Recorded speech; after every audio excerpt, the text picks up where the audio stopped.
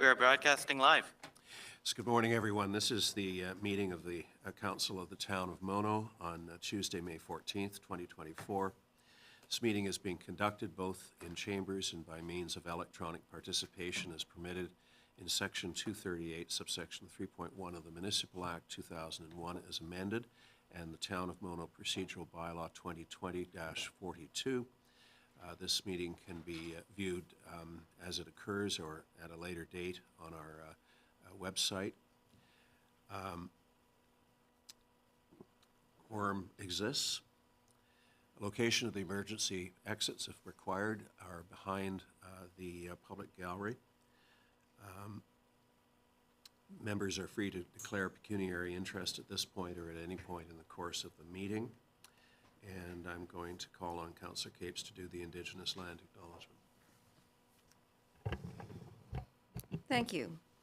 We would like to begin by respectfully acknowledging that the Town of Mono resides within the traditional territory and ancestral lands of the Teonatate, Attawandaron, Haudenosaunee, and Anishinaabe peoples.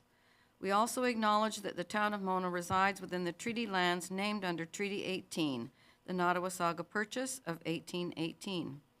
These traditional territories upon which we live and learn are steeped in rich Indigenous history and traditions. It is with this statement that we declare to honor and respect the past and present connection of Indigenous peoples with this land, its waterways, and resources.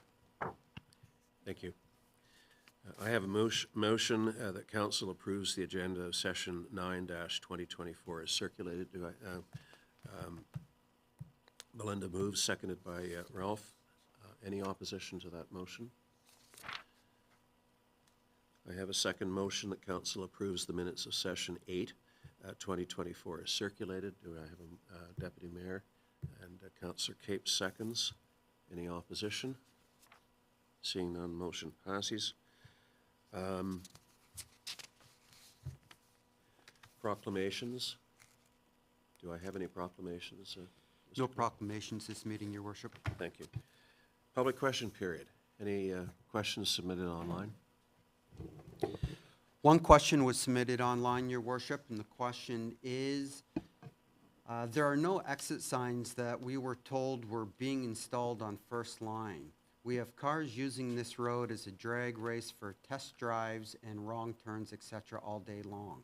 We need no exit signs, or better yet, the speed bumps that were installed in Fieldstone. And again, that was First Line, and I'm assuming near Highway 9. Okay. Matt, any comments? Yeah, I can't speak exactly to the specific commitment from Public Works as far as where the no exit signs were. I could certainly look into it. I would encourage the caller or the person that called in to call Public Works or email Public Works specifically so we could look into it a little bit more. Public Works is installing speed hump on First Line north of Highway 9, north of French Drive. Those will be likely installed by the end of the month, in addition to the solar speed signs. So, and it may be a good idea as well to reach out to the car dealerships to discourage their, shall we say, acquiescence in allowing potential car buyers to use that as the racetrack. Now, if somebody takes a vehicle out and they don't have somebody from the dealership sitting next to them, obviously they can't do anything, but they could probably exercise a little bit of persuasion to stop using that as the test track. mm-hmm. Yeah, this is the first complaint I've had on First Line that I'm aware of for speeding and test driving. I do see them from time to time on Second Line north of French Drive, but you know, usually you would want to test it on Highway 9 or Highway 10, you would think, and get it up to speed, but could be mechanics as well taking cars out for a test drive, but still, they need to be adhering to the rules of the road, Exactly. the Highway Traffic Act, so Yeah. enforcement again, so. Right. Why don't we ask the OPP to do a patrol there for one afternoon or two? Sure. Larry would do it. Yeah, it is an area that attracted some discussion at the public meeting. Okay. Questions from the gallery? Yes. Good morning. Good morning. Elaine.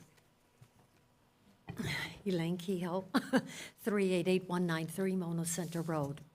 First of all, I'd like to thank Councillor Davie for putting forth the motion. I've received a lot of calls from residents who intend to, oh, Okay, we'll have to permit Deputy Oh, Mayor yes, I to declare an forgot. interest and leave. Thank you.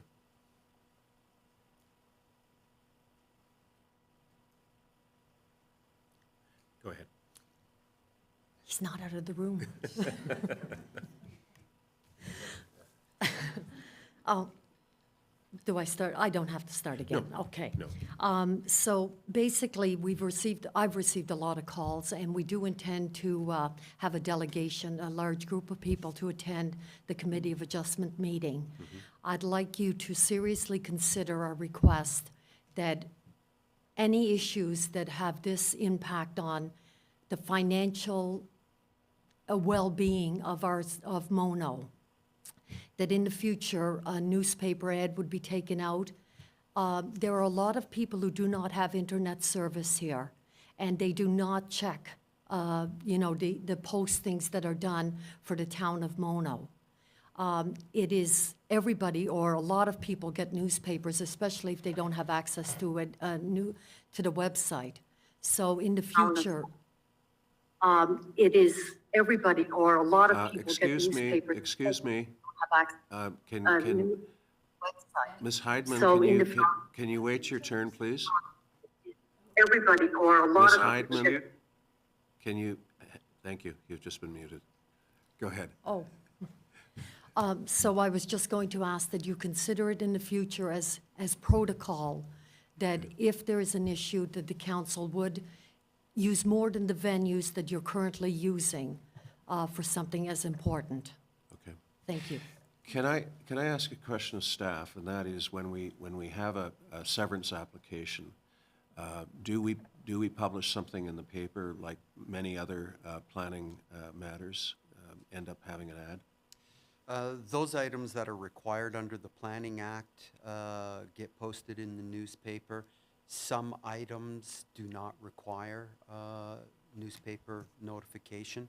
So whenever required for public distribution as opposed to just the adjoining landowners, depends on the nature of the application. We have considered in the past whether we wanted to purchase a page or half page out of the newspaper.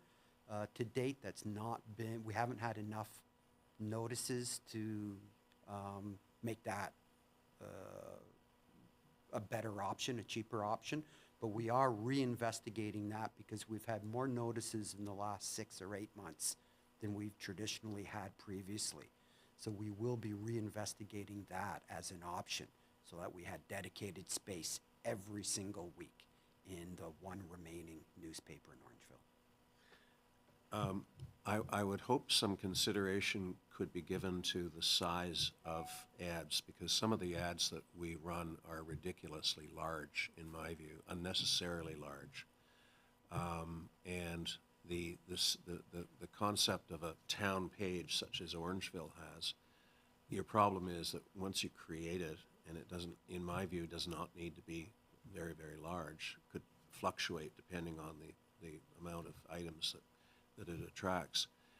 You feel pretty much, obligated to fill it up and fill it up with things that are sort of extraneous.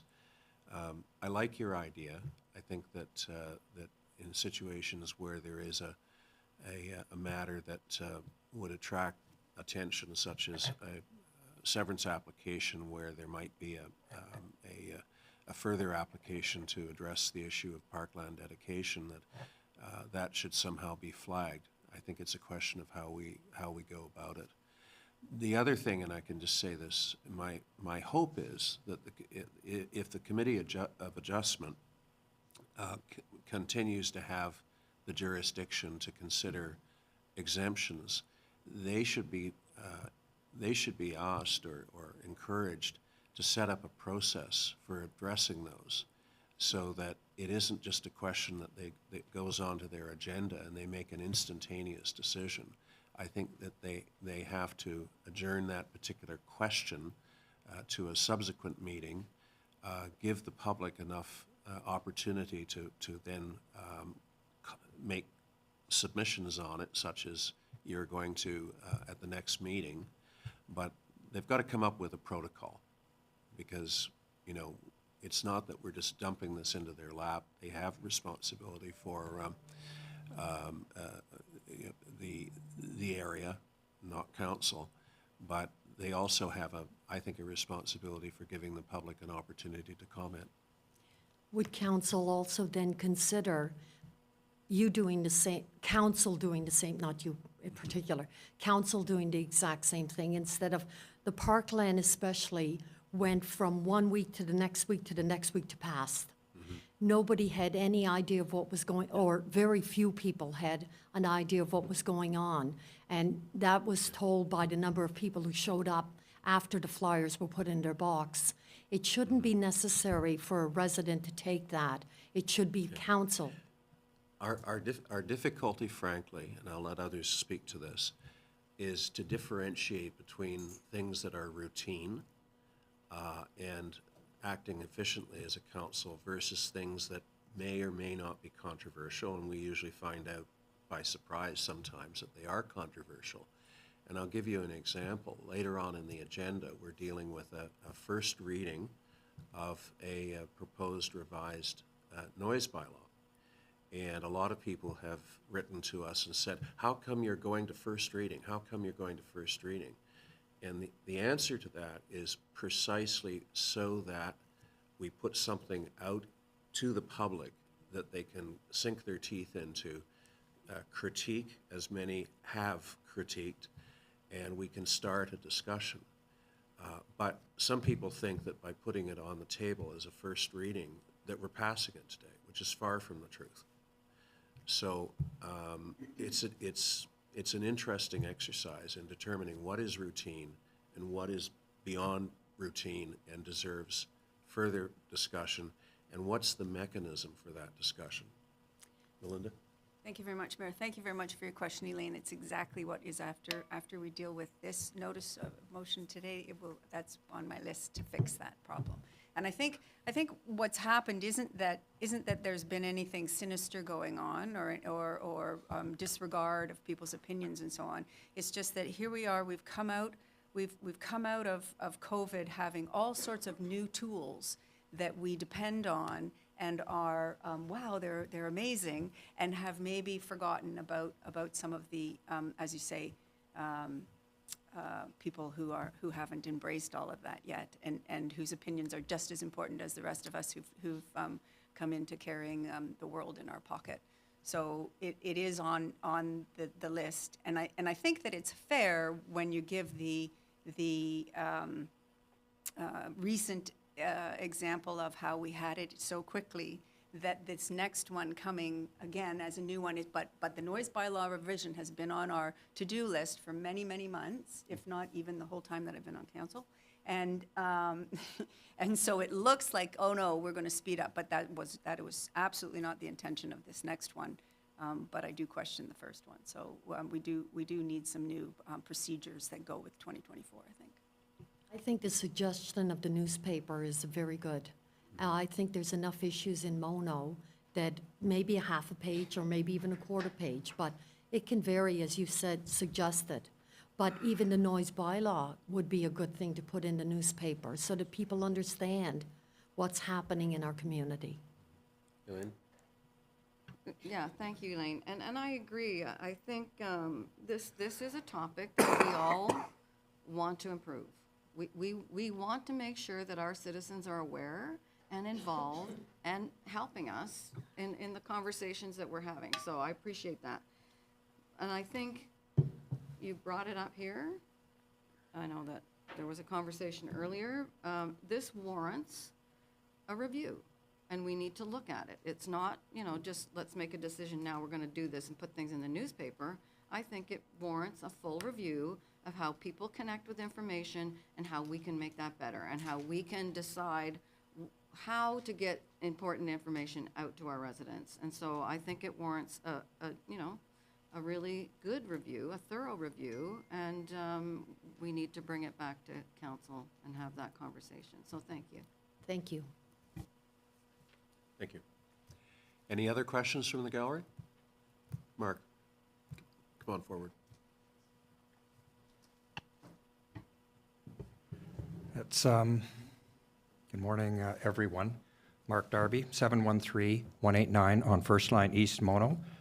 And I apologize for the perhaps lack of coherency in this question that I'm going to ask, but I've just tried to put it together on my way up. And this is further to the mayor's comments and Councillor Capes' comments with respect to citizen engagement. And I notice in the May 2nd, 2024 report to council from the clerk's office states, and I quote, efforts to solicit broad feedback will assist council. So just to expand on that, we all know that everyone's information being available to all the councillors and all the residents of Mono is crucial towards competent decision-making. So to preclude any opinion unavailability and ensure full citizen engagement and continuously updated information available to all residents and council, my question is, will council please commit to an unrushed, fully transparent, open process that includes something like a portal on the town's website that will include submissions, questions, and answers submitted related to the noise bylaw to give full citizen engagement? Go ahead. Yeah, and Mark, you did phone me about this issue. Yes, sir. A while ago. I did inquire. Yeah. I'm no expert on this, but I talked to the clerk, and my sense of the answer was this. Yes, it's possible to do what you would like, but the software to do it and the time and staff resources are very great, and the clerk just wasn't sure we have the resources or the software to do it. It's not that we couldn't just open if you just open a portal and say to residents, fire away, say what you want, you know, you're asking for trouble. So there has to be some staff time, and I don't know what the software is. Mr. Simpson, did I get that roughly right, my conversation with you? So we have in the past and continue to post pages on what we used to call hot topics, where we would upload the most recent information. We can take public comments, collate them, and then periodically upload them to the website. Of course, we do that for planning applications. But a software system similar to what some municipalities or what the county is currently using is the purchase of software and the ongoing maintenance, and is also a commitment in staff time to ensure that that stays up to date and relevant. That's the area where it would take a commitment by council, a financial commitment in both the software and the manpower to make that work. We maybe, I hear you, and this is like a conversation we had, maybe this is something that we can put in our budget considerations this fall. I don't know what the numbers are. Are they? 34. Oh, okay. Okay. Go ahead, Elaine, and then Melinda. Thank you very much, Mr. Darby, for your question. Mark? Mark, yeah, sorry. fine. What resounds in my mind, kind of like what I was just alluding to, 2024, is, you know, we don't need to really necessarily reinvent the wheel. We would like to control it, and so therefore having a portal on our website would be the easiest way to monitor and administer a community discussion that was around council business. But, you know, there's Facebook out there that you could have we could have a Facebook. At the moment, we have a Facebook page, which is, again, just like our website. It's not interactive. It can be a little interactive, but generally speaking, it's like a newspaper advert for your business. Versus a Facebook group, which I'm sure most people in the room are aware that there are a couple of them that are, you know, called town, but moderated by residents. Mm-hmm. So then the cost would come down from building our own software and doing it all new to just staff time, which without question would be considerable time. And so again, that might be an item in our budget that you could swallow a little bit better than reinventing everything. But I think that this is a great idea, just like putting adverts in the newspaper, and I think a whole fulsome overall look to really you want engagement, but we also need guidance and direction, right? We're not elected to just give our opinions and vote in our way. We're elected to represent you. So I think it's a great idea, but I think there's lots of ways that we could come to a compromise. I know. Go ahead. Could you clarify what you want? Do you want a chat room? No, what I'd like to see is something very specific, and I apologize, I don't know what a chat room actually is, but I think, I probably don't either. But I see it as like all the people in this room being able to have their input and go back and forth. Excuse me, Councillor Mengtalo, can you use your mic? Your mic. Yep. I see it as a situation like where we're in right now, and everybody can chime in, but there's nobody controlling it, which could be a bit of a disaster, but is that what you're looking at? well, just to expand on that, thank you, Ralph. I would like to see, I guess, something like a chat room where it would be monitored and supervised by, say some member of staff or anybody who wants to do it. I would do it if required. I certainly don't want the town to go to great expense on this, even though I think this is an issue where it would be worth the town going to great expense to have a proper citizen engagement process. And I believe that something like this noise bylaw issue that's coming up, and it would be very important to have a very structured citizen engagement process whereby anybody could put in a submission and it would be monitored by the town, and all residents and council would have accessibility to that information, because like I had mentioned, having information is so crucially important to making a good decision. And the other third leg of this would be that council, who makes the final decision, can assess all of these opinions, gather all this information, and make the best informed decision on behalf of the residents, because although council makes the decisions, the residents get to vote for council every 4 years. So do you see what I mean? There will be like a good information source. So I'm available, and I can put my question or clarify this as required in writing, because I tried to write this on the way up, so it's not totally, comprehensive to what I'd like to express to council. So worst case scenario, if council could even commit to putting together perhaps an effort towards thinking or putting a citizen engagement type of procedure together, and I'd be 100% available to. Mark, I think we have to move on to our Yes, delegation, but I think I can conclude by saying that, as I said at the public meeting, there has to be a clear way for people to engage with staff and council. And that can come down to something as simple as the way you address email. I think we can come up with some protocols there in terms of both the way in which email is addressed so that it gets to all of us. It is also received by staff, so it becomes part of the public record. The other thing that I think we have to be clear about are the deadlines. If there's going to be an issue coming up on a Tuesday meeting of council, there has to be, practically speaking, a cutoff for when you can expect to send a message to us and that we will consider it, or else it then goes over to the next meeting. But I think we can work that out. And finally, the whole notion of exchange of views, we already do it with planning applications. We already have a mechanism for a place to go to see the planner's report, to see the applicant's reports, to see the comments of the public. We already do that in the realm of planning. Okay. The question is, how do we then expand it? So we'll leave it at that for the moment. Okay, and just if I can just add one little tidbit, you said council and staff has to be informed and accessible. I believe the residents has to be informed. Well, I think we have some ideas on that of maybe how we can do that.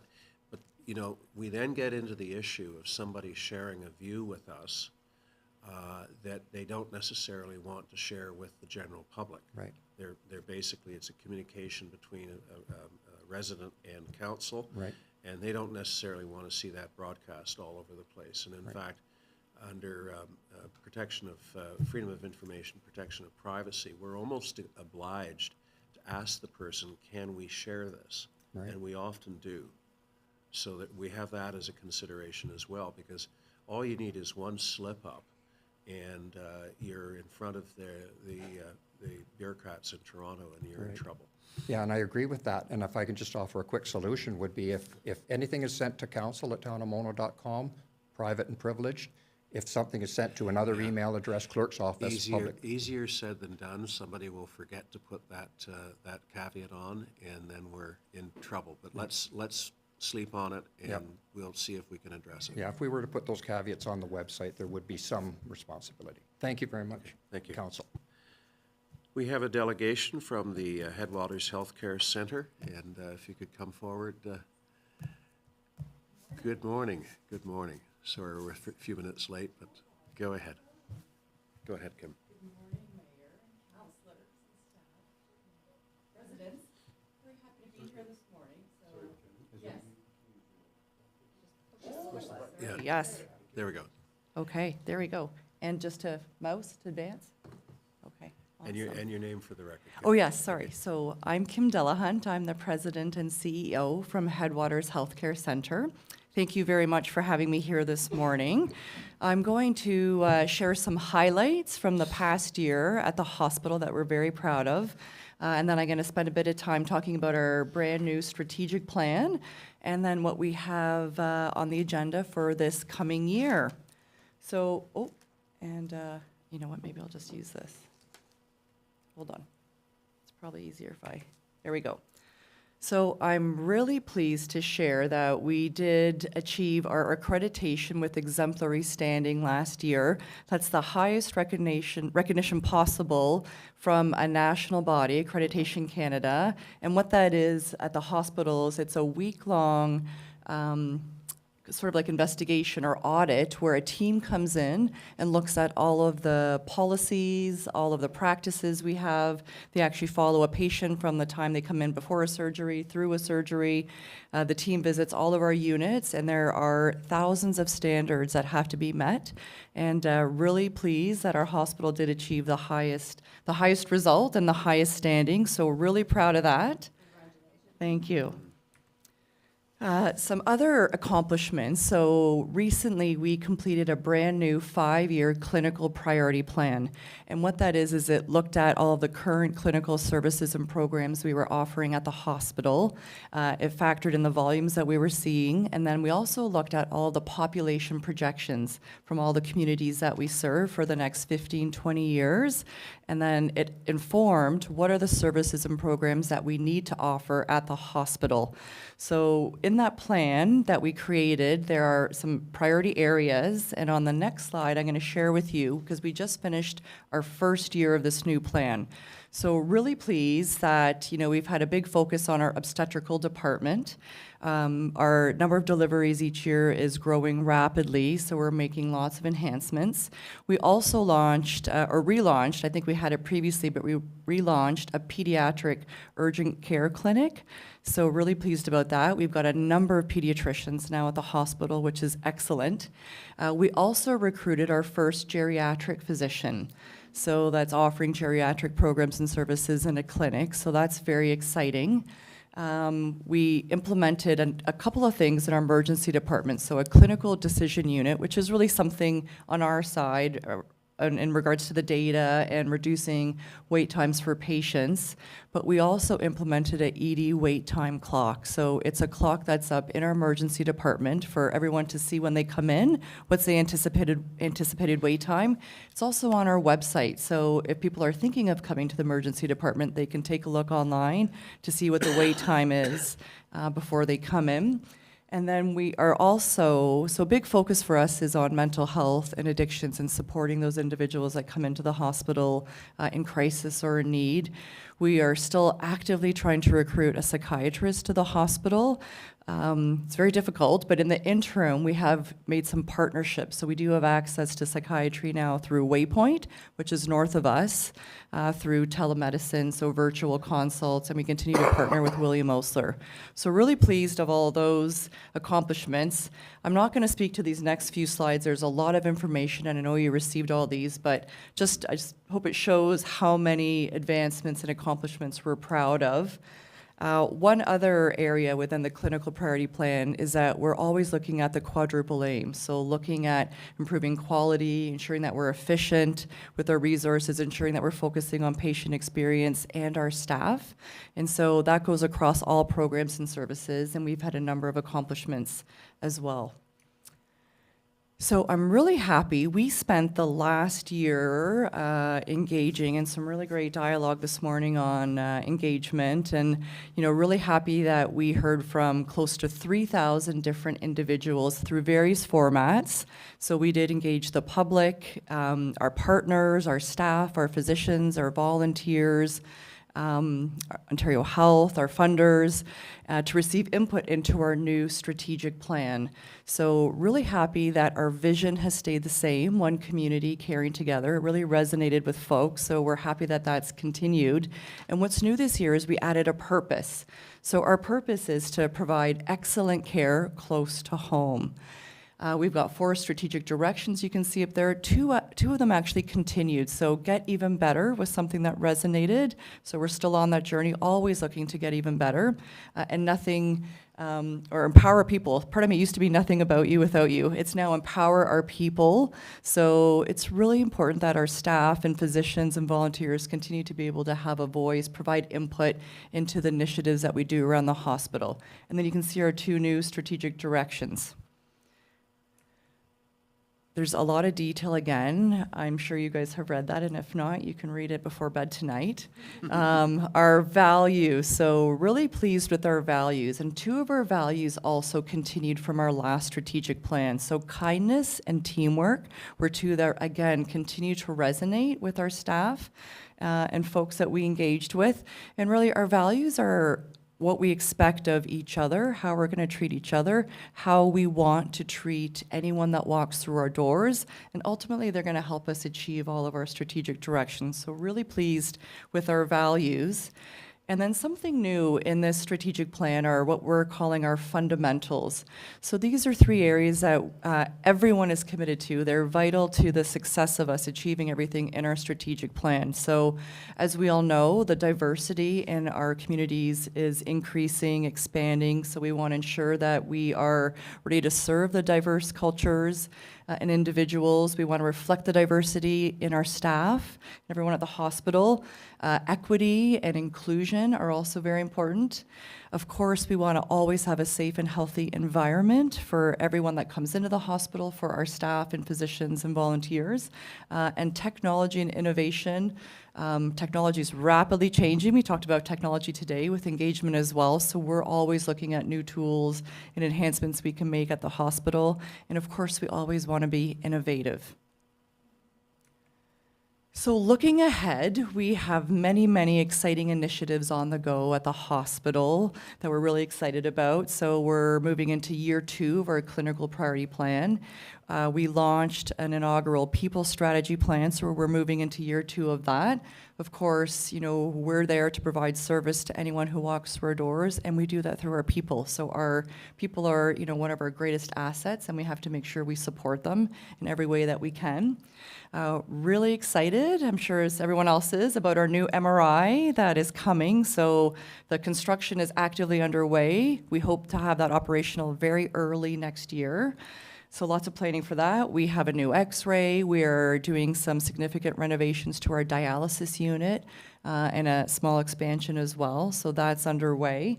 Our master program and plan for the hospital is being updated. So I'm just going to spend a minute just ensuring that you all understand what this is. So the last time this was done at Headwaters was 18 years ago, and what the master program and plan is, so it's building upon the work that we did with our clinical priority plan. So it's looking at what are the population projections, where are the areas of growth over the next 20 years, so a robust data analysis. Looks again at what are the programs we're going to be providing in the hospital. Then it overlays what are the current regulations and requirements for space, taking into consideration infection prevention and control. We learned a lot through COVID, obviously. And then architects work with us to help us then look at the land we have around the hospital, the current space within the hospital, and then do we need to build up, out, combo of both to be able to accommodate all of the programs and services in demand 20 years from now. And then this document is what you need to submit to the Ministry of Health each and every time you submit a proposal for any kind of expansion or redevelopment at the hospital.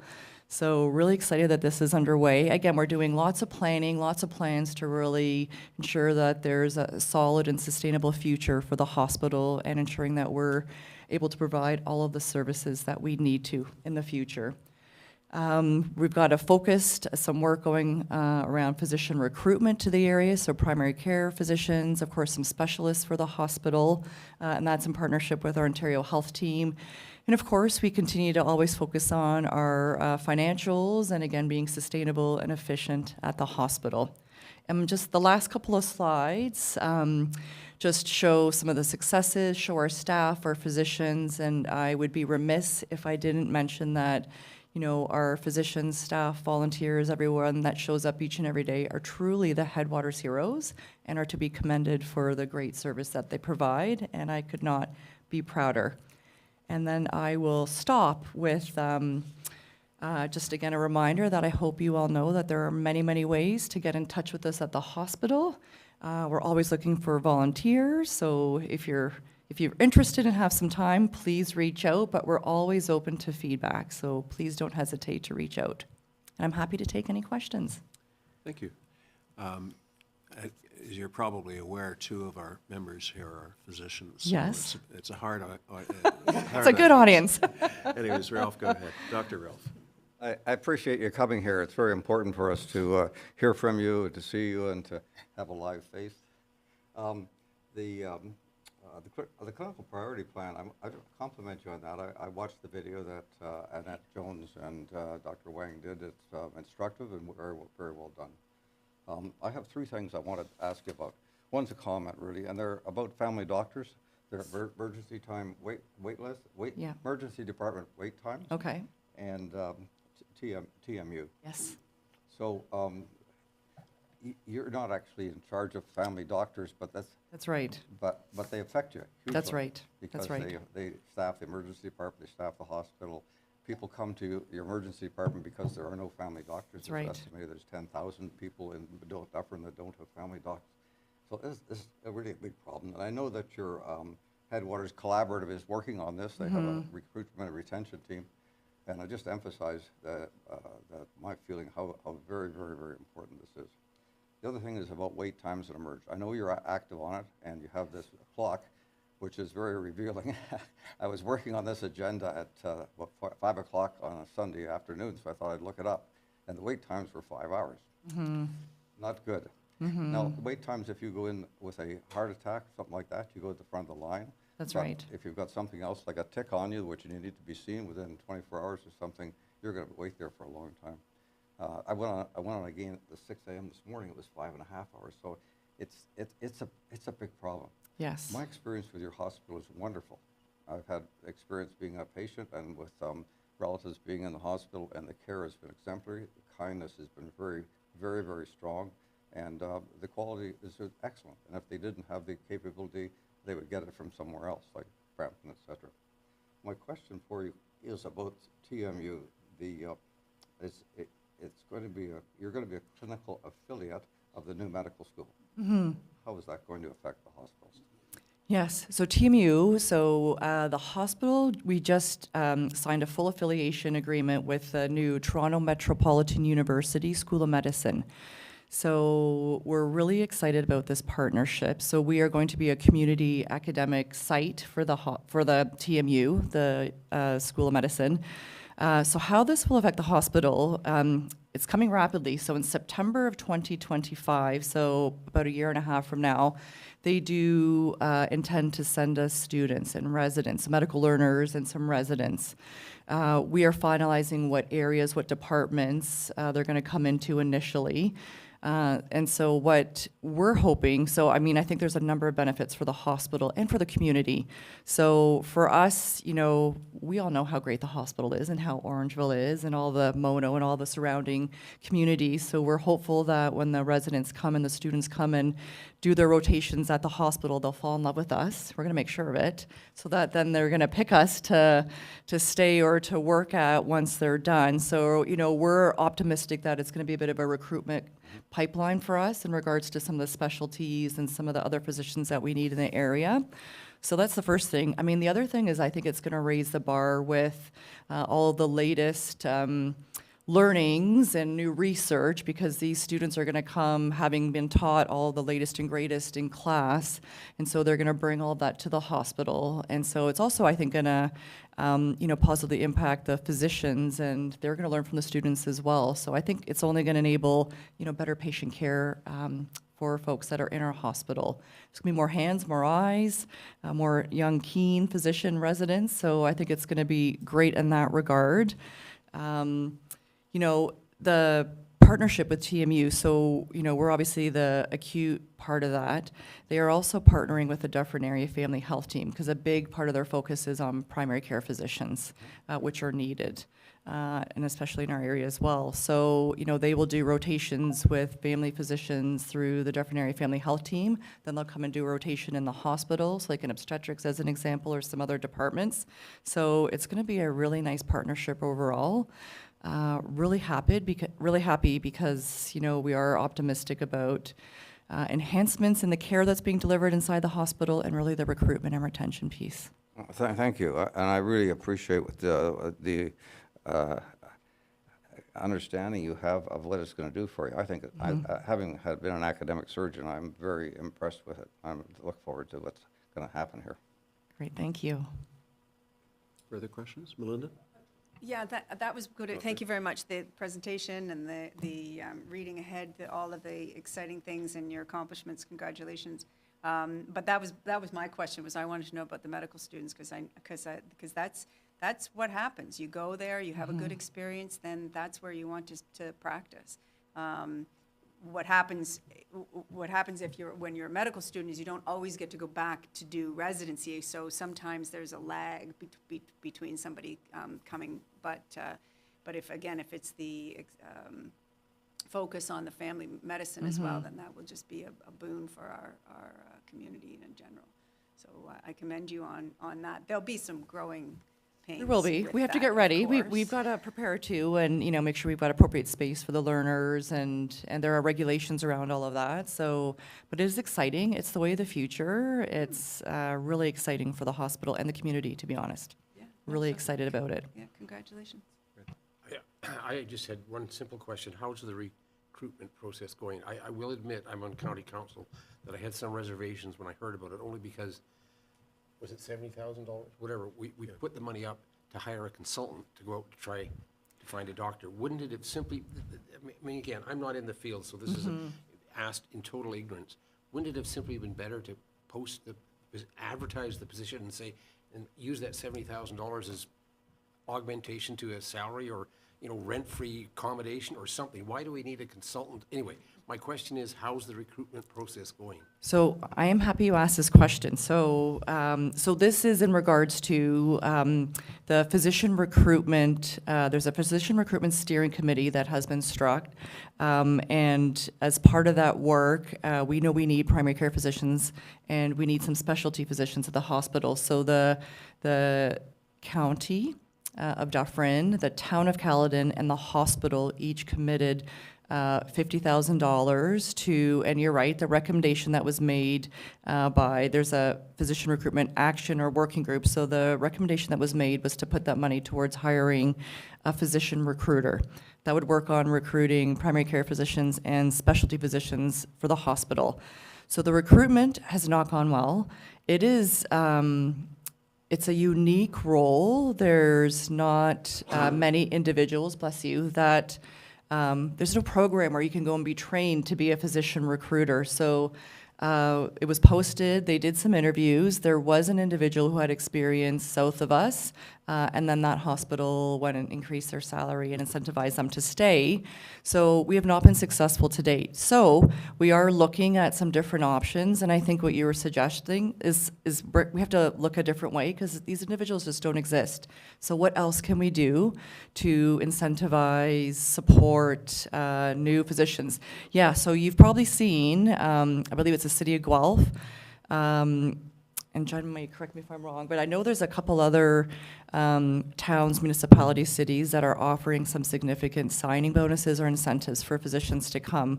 I think I've seen $40,000 as one. They're supporting with housing, with moving costs, with all kinds of different incentives. So now we're going back to look at what does that look like?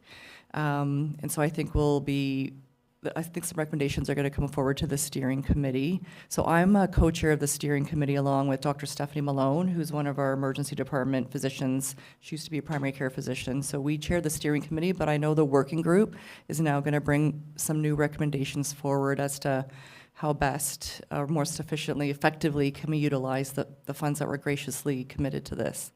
Have those funds been spent? Were they spent? No, nothing's been spent because we weren't able to hire anyone, so, yeah. Thank you. Any other questions or comments? Well, thank you very much. This Thank has you. been very instructive, and having sat on the hospital board for 6 or 7 years, way back when, and been involved in physician recruitment efforts in the past, I know it's an uphill battle at times, but well worth fighting. Yes, thank you, Mayor Krumel. Thank you for having me. Thank you.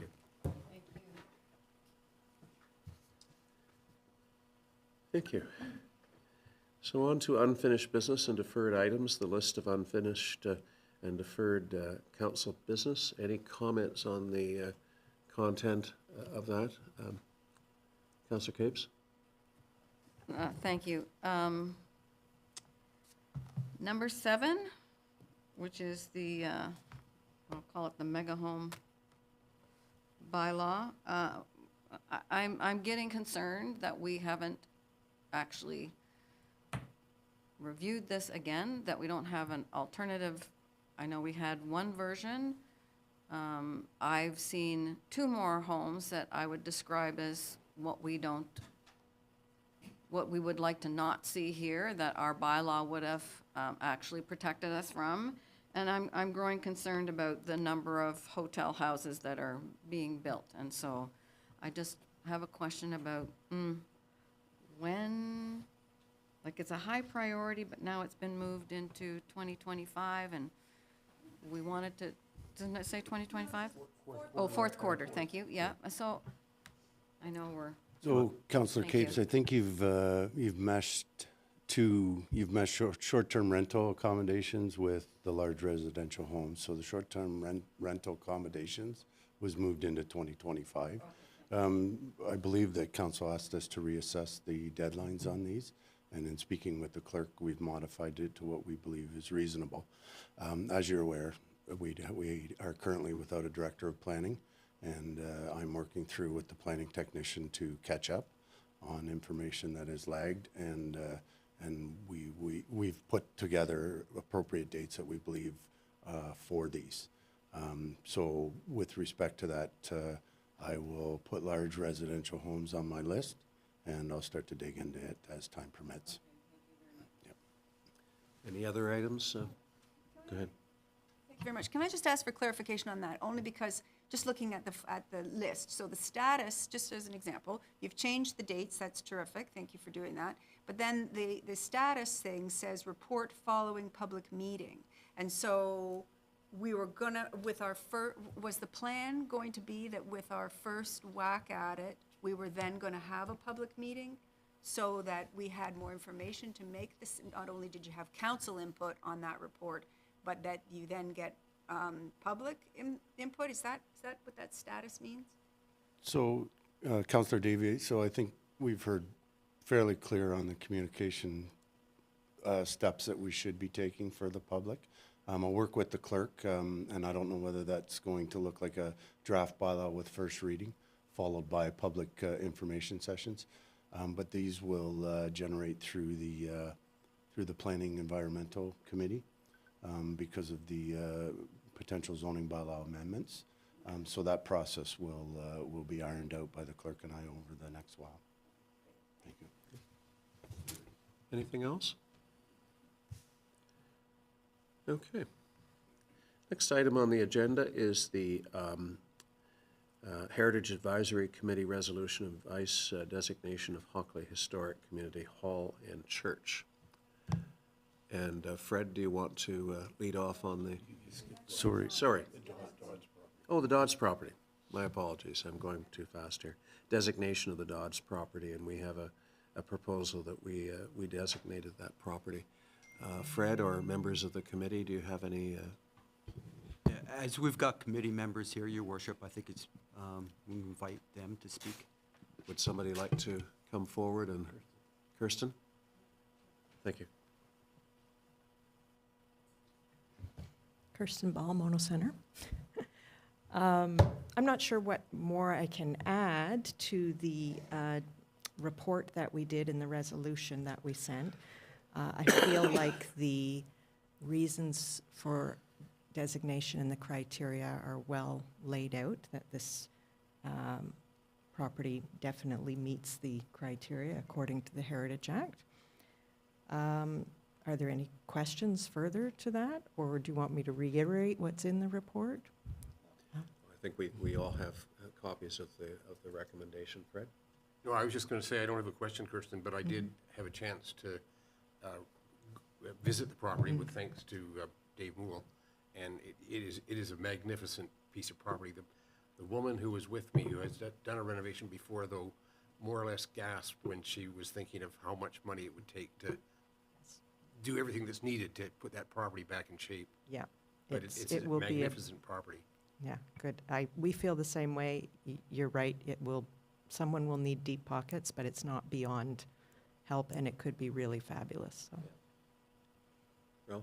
Yeah, I'd second what you both said. It's a very neat shell, and there's a lot of potential there. I also walked the property and had a look at it. I think I'm very supportive of this being designated. Thank you. And it was, for the record, hit by a tornado back in 1985. Yes, and the roof blew off, and we saw some old pictures and saw that there actually used to be a peak above the front door, but that's no more.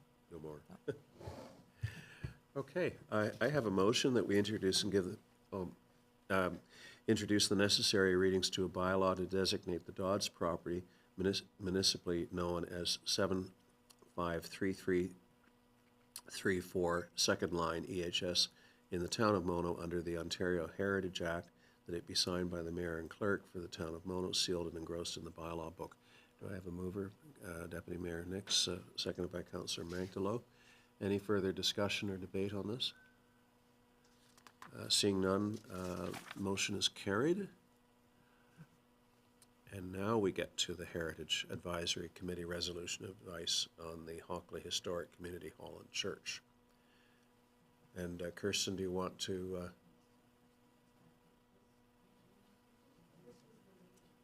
Oh, my apologies. Yes. So we have the recommendation. Hi, good morning. I'm Christine Baker with the Heritage Advisory Committee, and I compiled the report on the Hockley Church and the Hockley Community Hall. So. Thank you. Having read the materials in the agenda, does anyone have any question about the recommendation or the content of the background? Ralph? I know the both buildings quite well, and I'm very pleased to see them coming forward for designation. I was fascinated by the history that the church was cut into 4 pieces and put on sleds and brought down Yeah, that was to Hockley really, Village. yeah, that was really interesting. Yeah, that they moved the church, cut it in 4 pieces and moved it by horse and sled in the winter. Yeah, The it's people really who interesting. did that move must have had a great sense of satisfaction. Right, yeah. And balance. Yeah. Yeah. Yeah, I too was fascinated by the history, and as a descendant of pioneers who were primitive Methodists in Toronto Gore Township, and I from family accounts, I know how they lived. There was no dancing, no card playing. They had some ceremonies sometimes where I think they'd fall over. Anyway, I was quite intrigued to see that this was a primitive Methodist church at some point. Yeah, it was just a very humble church, humble community center, and, yeah, started as the Orange Lodge. So just the 2 buildings, just, the support for the community. And the community, actually, they built it themselves. You know, it was a grassroots effort. And So, they maintain it to this day, yes. which is very important to know. Yeah. So I have a motion that council receives the Heritage Advisory Committee designation report dated April 15th, 2024, and that council directs staff to issue a notice of intent to designate to Concession 8 EHS Part Lot 13 and RP 7R1286 Parts 1 to 5, known municipally as 994174 Mono Agila Town Line in the town of Mono, also known locally as the historic Hockley Historic Community Hall and Church, and that the clerk proceed with the notification requirements as set out in the Ontario Heritage Act. Do I have a mover for that? Councillor Capes. Councillor Magdalow seconds. Any further discussion, debate? Any opposed? Motion is carried. Thank you for your Okay, work on thank that. you.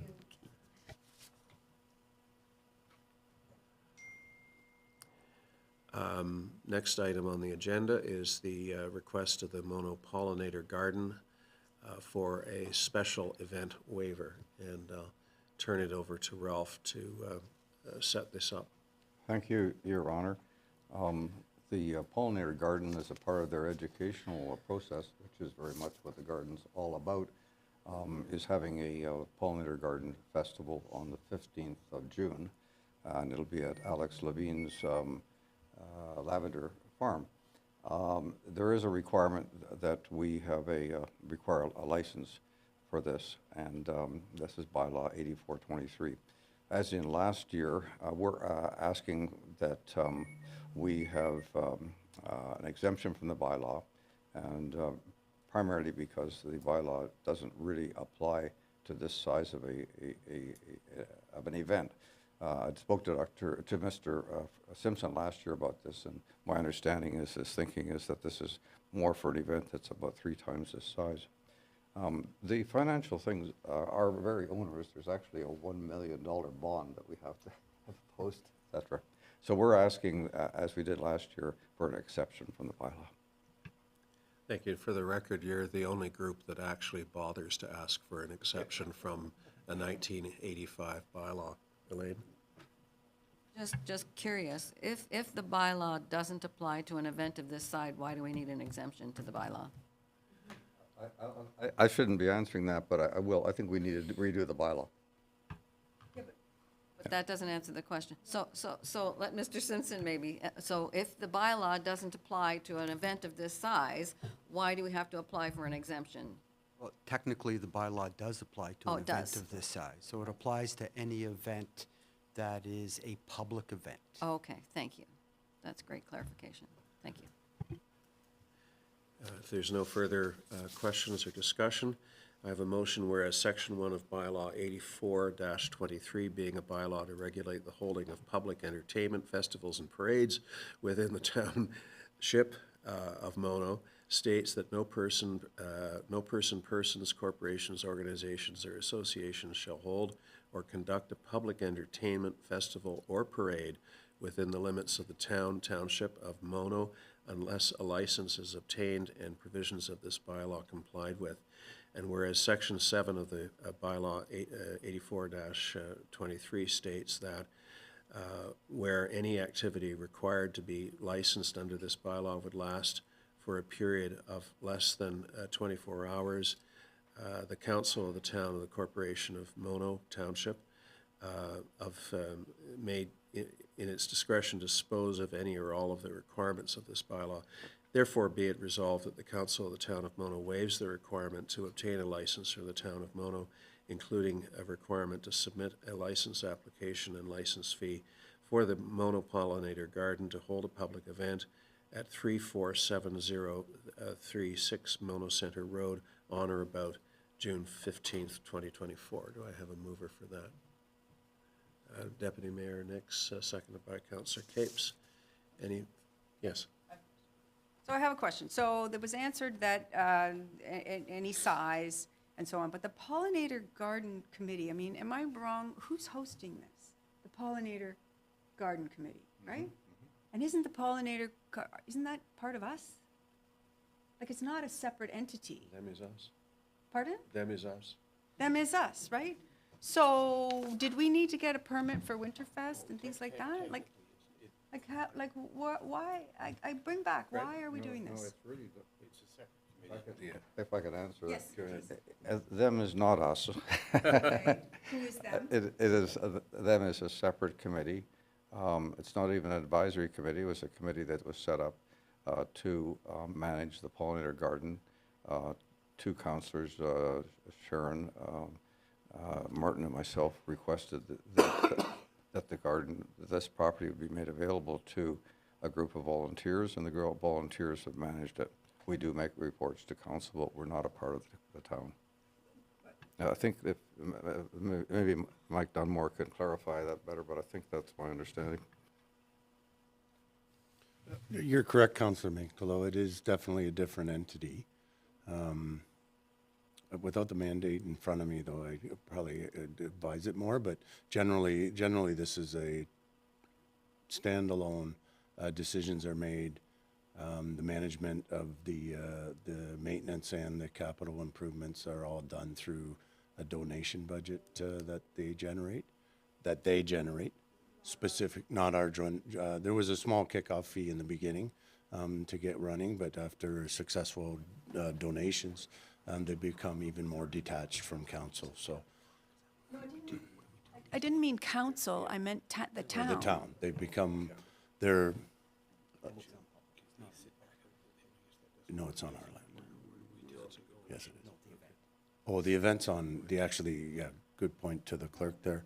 The event is on public land, so it's not on, no, the event is on private land, sorry. Thanks for the correction. So it is on private land, so it's different than what Winterfest would be, which is our facility, the town facility. Just strikes me, yeah, we need to relook at the bylaw, I think, because it strikes me that, that should be coming from the landowners then or something. Like, it doesn't sit right with me, but obviously we can vote on it. I don't know, I think it's, usually it's the host of the event who applies for any licensing, regardless of the property. So I think it fits with that.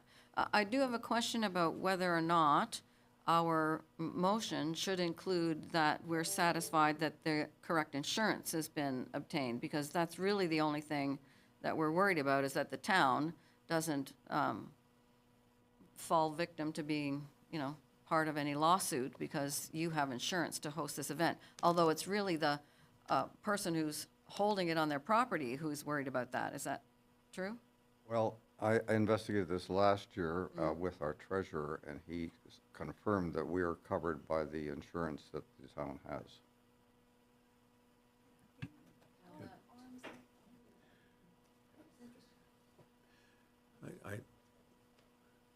First, my apologies for mangling the Pogo cartoon strip quote, them is us.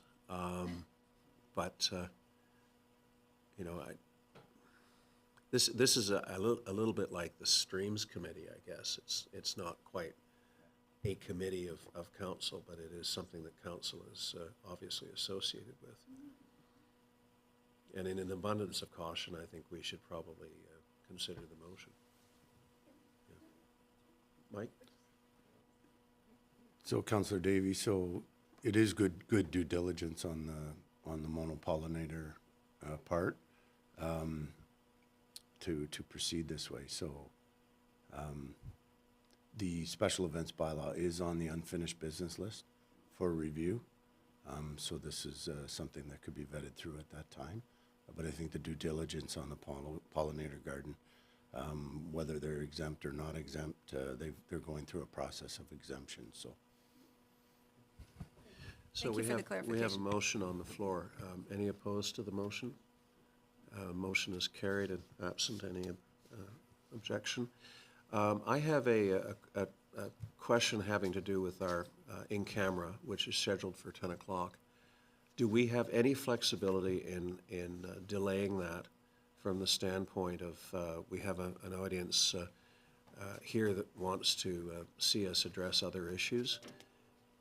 Does Mr. Flores have any flexibility? I know we can certainly defer our particular item. Your worship, so David Germain is online. He is online, and the delay would be at a. The question then becomes, where do we invite our guests to sit it out while we deal with this? They would just have to vacate the council chambers. Can they sit in the back? No. Okay. The kitchen would be the. How about the kitchen? There's You all know where the kitchen is? Don't eat any of our food. Don't drink all the coffee. there's two, there's the MIC and the boardroom upstairs in the Okay, front lobby. upstairs, there's the Internet Center, and opposite that, there's a small boardroom, and you're welcome to use it. And we'll let you know when we're done.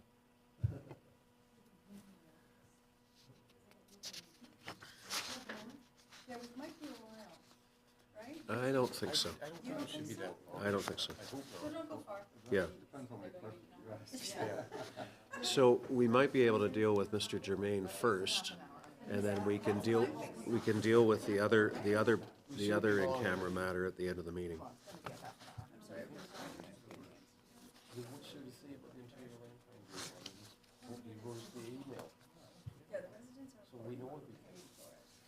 Yeah.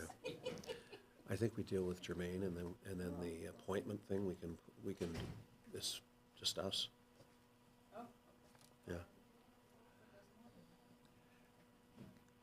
If we can go offline. Okay, Andrew, we're ready down here. If you can take us offline and confirm that for us, Let please. me so do the that- motion. Sorry. Let me do the motion first. Yeah, Sorry, my mistake, apologies. Andrew. I have a motion that council move into a closed meeting pursuant to section 239 of the Municipal Act 2001 as amended at 7 minutes past 10 a.m. for Anderson Heritage Designation OLT Appeal, Section 239, subsection 2, subsection E, litigation or potential litigation involving matters before administrative tribunals affecting the municipality or local board. And a second item that we may or may not deal with subsequent to that, OPP, Detachment Board Application, Section 239, subsection 2, personnel matters about an identifiable individual, including municipal or local board employee. Do I have a motion? Councillor Capes, second by Councillor Davie. Any opposition? And that motion is carried. And we are now offline.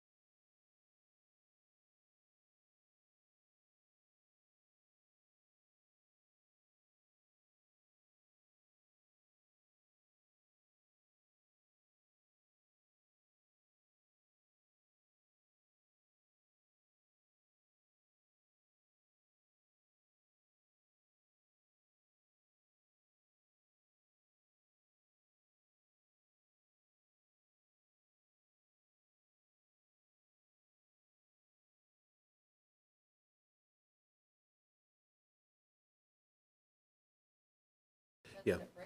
Let's have a 10-minute break. Oh, Let- back let's- live. Let's rise, yeah, let's rise first, Your Worship.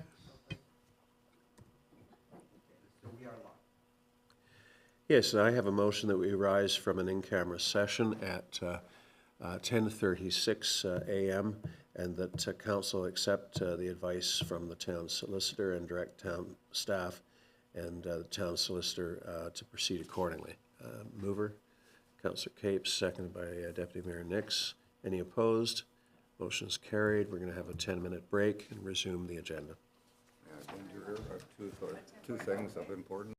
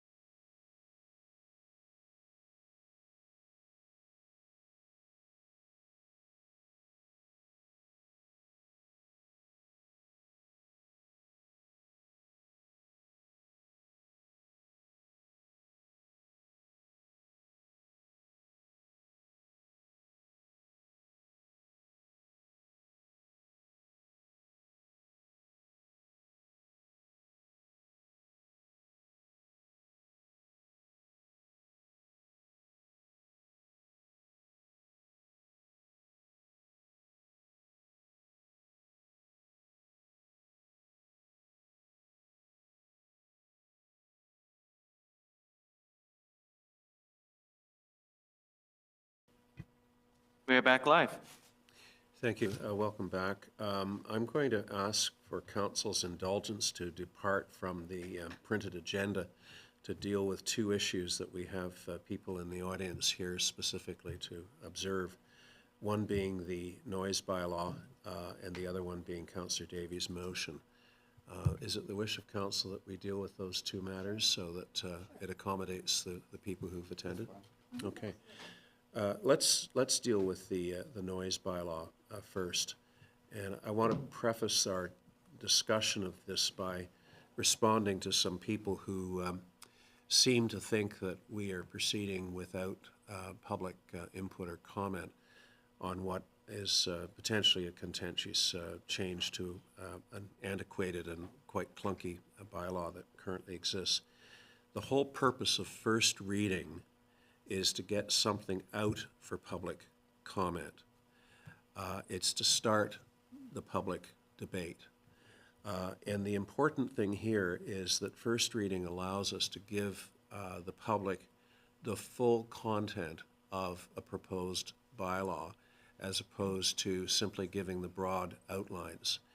And when you get into bylaws that are technical, such as the noise bylaw, and I would suggest that the soils bylaw would be treated the same way, it's important to get the wording out to the public so that when we do the public consultation, whether that be a public meeting or whether we call for written submissions, people have everything in front of them. And then we decide what's appropriate and what isn't appropriate, as distinct from simply throwing it out there and saying, okay, what do you think about a new noise bylaw? This puts a framework around it. So for those people who've written to me and others, that's the intent of a first reading. And we can do that at council. The other option is that we could kick it over to an advisory committee and keep our fingers crossed that it's handled in a way that anticipates all of the detail of a first reading. But I think in this instance, the first reading is the way to go, mindful of the fact that we've waited a long time for this topic to come up. It's not going to be decided overnight. We've had some very strong submissions, especially on the schedule that defines acceptable hours of or unacceptable hours of noise creation. So I'll open it up to council, and we will consider whether we do a first reading or whether we forego a first reading, but I would recommend strongly that we do a first reading with the proviso that this is just the beginning of the discussion. Councillor Davie. Can I ask for clarification on that? So the first reading, then you would have to make, and if you agreed to it, then you would have to, each thing would have to come back as amendments for it to pass second reading and so on, right? So that I'm asking, so that the overall gist of it is what is here now. And then we would change it versus just putting it out there and building something from scratch again. My concern in just putting it out there is that it's an unfocused discussion, whereas the first reading actually gives us a focused discussion. The parts that are not contentious won't attract comment. The parts that are contentious will attract comment, and people can zero in on those issues. My suspicion about the noise bylaw is that for the most part, it is a substantial improvement on the existing clunky bylaw, almost unenforceable, with the exception of the points that have been raised having to do with the hours of allowable or disallowed noise. So I think Mike's got something to say. Sorry, Your Worship, and to the rest of council, I think if we let the clerk speak to his report, it may answer a lot of the process questions that you're raising right now, and it'll lay out the full first, second, third reading, and so forth. If that's okay with council. Go ahead. So yeah, the idea of a first reading is, just as Your Worship, you've pointed out, is to get something out there that has a framework to focus the discussion. so that we know, or people know, what the areas are they're most interested in without having to worry about some of the less or more mundane areas. Each reading of the bylaw can come back with different wording. It's not a formal amendment. Every time it comes back for reading, it's still the same bylaw. It's just a revised version. So colloquially, we'd call these drafts. We're just calling them readings within the context of how we're working. This bylaw, as I had pointed out, was put together with the help of our town prosecutor to address some of the systemic prosecutorial issues that we had with our previous bylaw. I recognize that it will be controversial, and I think by seeing this first draft, now council and residents can focus on the specifics, such as the items noted in Schedule B. I've just thrown suggestions out there in Schedule B. What I have done, though, is I've kind of grouped them into two classifications within my, they're not, doesn't say this, but there are, in Schedule B, there are those things that are related to commercial activities, and they all have proposed the identical time, 7 to 7, and there are those things that are related to domestic activities. And those are the ones that, in this draft, as a starting point for discussion, I've called 11 p.m. and 10 p.m. on Sundays and holidays. So it's grouped into those two broad categories. I think it's probably a good idea to keep them grouped like that, so there are as few differences in the start and end times as possible, because that's easier to enforce and easier to educate people on. And the only other point I want to make is that ideally what staff would like to see from today is confirmation of what the process is going to be. I've only very briefly in my report outlined what those steps are, seeking council direction and input on what that's going to look like. From a staff perspective, we're thinking this will be a very fully engaged process that will include perhaps mailings, a survey, absolutely at least one public meeting, whether that's in the form of what we do with planning, similar to a statutory public meeting, or if that's more of a public information session where it's more of a working group type meeting. That's the sort of direction I'm looking for from council. Fred? Yeah, I'm all for doing the first reading today, so as you have said, Your Worship, we get a framework out there, some place to start. But there's one thing before we do that, Mr. Simpson, that I didn't understand in reading the bylaw. In Appendix B, or whatever it's called, the prohibitions, particularly the one that's going to be controversial, the electronic amplification of sound, you've got a prohibition from Monday to Friday from 11 p.m. to 7 a.m. the next day. I understand that. You've got a prohibition for Sunday and statutory holidays. What about Saturdays? Am I missing something? No, I have to admit, I had to sit down and talk with Mr. Dre over this as well, because typically we saw them worded in a different manner, from, say, 11 p.m. one night to 7 a.m. the morning following. Mr. Dre assures me that the wording here, that this is inclusive of Saturday, and that this is the Where? This is the format that is defensible in court. I'm sorry, I'm sorry, I just don't understand it. It says, what? No. Hang on, folks, hang on. Maybe I'm too slow to understand it, but it seems to me you're saying anything goes on Saturdays. There's no prohibition. No.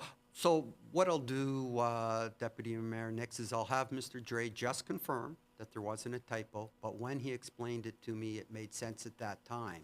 And the plan was to invite Mr. Dre for either second or third reading, so that any technical questions can be responded to. We'll just double check that there isn't a more simple error. The intent, regardless if whether there's a revision needed, the intent is that The hours for weekdays include Saturday. Well, can I And just it's point only out, Mr. Sunday and- Simpson, that when you, the very one above it, the operation of lawn maintenance equipment, it says Monday to Saturday, 11 PM to 7 AM next day. Yeah, and if only the electronic amplification of sound is the one that omits to say Saturday.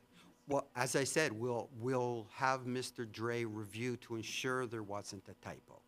And let's be clear, these days and times are not set in stone.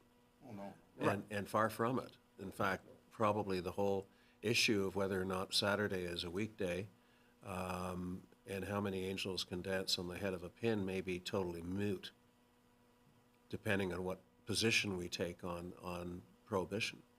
Right. So again, the intent, and whether it needs to be modified, the intent of the initial draft was to include Saturday. Any other questions? Melinda and then Ralph? Thank you very much, Mayor, and thanks for explaining that again. We need to be cognizant that when we have first reading and so on, that we take our time, because we've had recently some experience where we haven't taken our time. So it sounds like we're all on board to take our time now, but it also strikes me that and I know what a bylaw is, that the changes that were made were in keeping with, what's prosecutable and what's a chance of success. And is that really the only meaning or purpose of a bylaw, is so that we can catch people and prosecute them? Isn't it also more to give the flavor of what the town wants and hopes for, and what our flavor is here? In which case, we can be completely unique. We don't have to be like the next door neighbor or 1-3 houses down, right? Okay, I just wanted to, right? Well, I think, for a bylaw to be effective, it has to be both. It has to set the community standard or reflect a community standard, but it also has to be enforceable. And if it doesn't do either or both, then frankly, there's a problem with it. Ralph? So I'm not going to suggest what things I think should be changed, because I'm looking forward to the continued input from our community. What I'm hearing about times is really quite varied, from the fact that this is quite an opening up and really makes it, seems to be catering to a couple of organizations that routinely come to us for exemptions, to the other direction that maybe we should have no exemptions or no times, that the entire week should not allow any type of noise.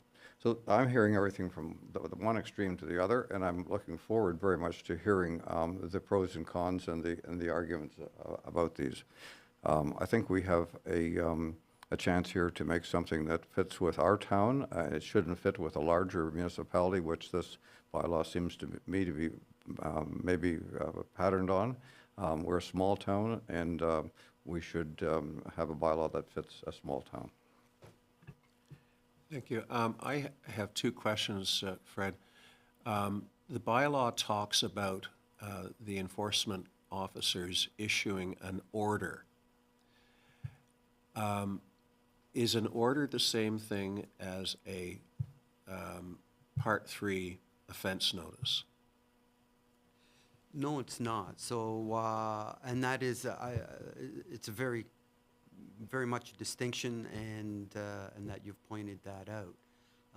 So this bylaw gives an officer the ability to actually stop something from occurring as it's occurring, without having to go to court. Right? So that's the order part. That's an order. So this bylaw proposes to give an officer the ability, similar to what a peace officer has, to walk up to a noisy house party and order it shut down. Okay? As opposed to securing a conviction a year after the fact. But an order and a charge are not mutually exclusive, I take it. You could actually have both. You absolutely can have both. Okay. My second question has to do with who's the offender. Is it the creator of the noise, or is it the host of where the noise is created, and can both be charged? Under the right circumstances, yes. You'll notice that the bylaws worded around a person and then defines a person very, very broadly, including a corporation. So that would be up to the discretion of bylaw enforcement, but it could be either or both. So I think that's very important, because for certain locations that will remain anonymous, I don't think they've gotten the message that they have a responsibility to control the people to whom they rent their facilities. And the bylaw should be, I think, very clear that they could end up being charged as well as the creator of the noise. Now, I know we're getting down into the weeds here, but I think I'd throw that out on the floor in advance of the public consultation, which I think should be, I think it should come back to council. First of all, I think it should be on our website as some kind of survey. I think it should go into the next newsletter. I mean, there's a number of things we can do in addition to holding a public meeting. Even before we get to a second reading, I think we can have a portion of council meeting that talks about this, takes all of the suggestions, incorporates them into a second reading, an amended version of first reading. We have Mr. Dre here. I've known Mr. Dre for 20, 25 years, and he's forgotten more about this stuff than most of us will ever know, so I think that's a good idea as well. Could I just follow up on your, that's a very good point. Then shouldn't we, under the definition of person, I mean, and it says in his or her capacity as a trustee, executor, administrator, or other legal representative, shouldn't we include the phrase or renter or leaser of property, so that it's quite clear that that also is, quote, a person? So these are the kind of questions that are ideally suited for Mr. Dre to answer, because he's got that kind of legal background. The intent here was to specifically not tie it to a landowner. So that's why you don't see any reference under person as being the landowner. So unlike, say, you know, a zoning bylaw or a fill application where it's tied to the property owner. This Well- one's more, this one doesn't talk Yeah. about that. I'm just going to go on record. I think it should be tied to the landowner, and I'll give you another example, and that's an Airbnb type operation where the individual rents the house out, becomes party central, and the consequences are on the renters but not on the property owner. And I think it should be both. So, well, again, these are perfect questions for Mr. Dre. The way it's worded now, my understanding is bylaw enforcement has the option to go to either person, because it's the person, right? But again, we can, Mr. Dre would be able to expand on that. I think that Just- should be the default position, frankly. And I agree with that. Until such time as we have our short-term rental bylaw in place, policy, then that's true, because at that time, it would hold the owner responsible to make sure that whoever they're renting to, leasing to, lending to, is held accountable to our bylaws, and they would be fined as well, because that's what was in my Well, imagination. I think you want to so. hear from Mr. Dre with respect to the prosecution ability of any changes to that definition before making it. Right, right. But then, back to Councillor Davie's point, the bylaw reflects a community expectation or standard. And, you know, I think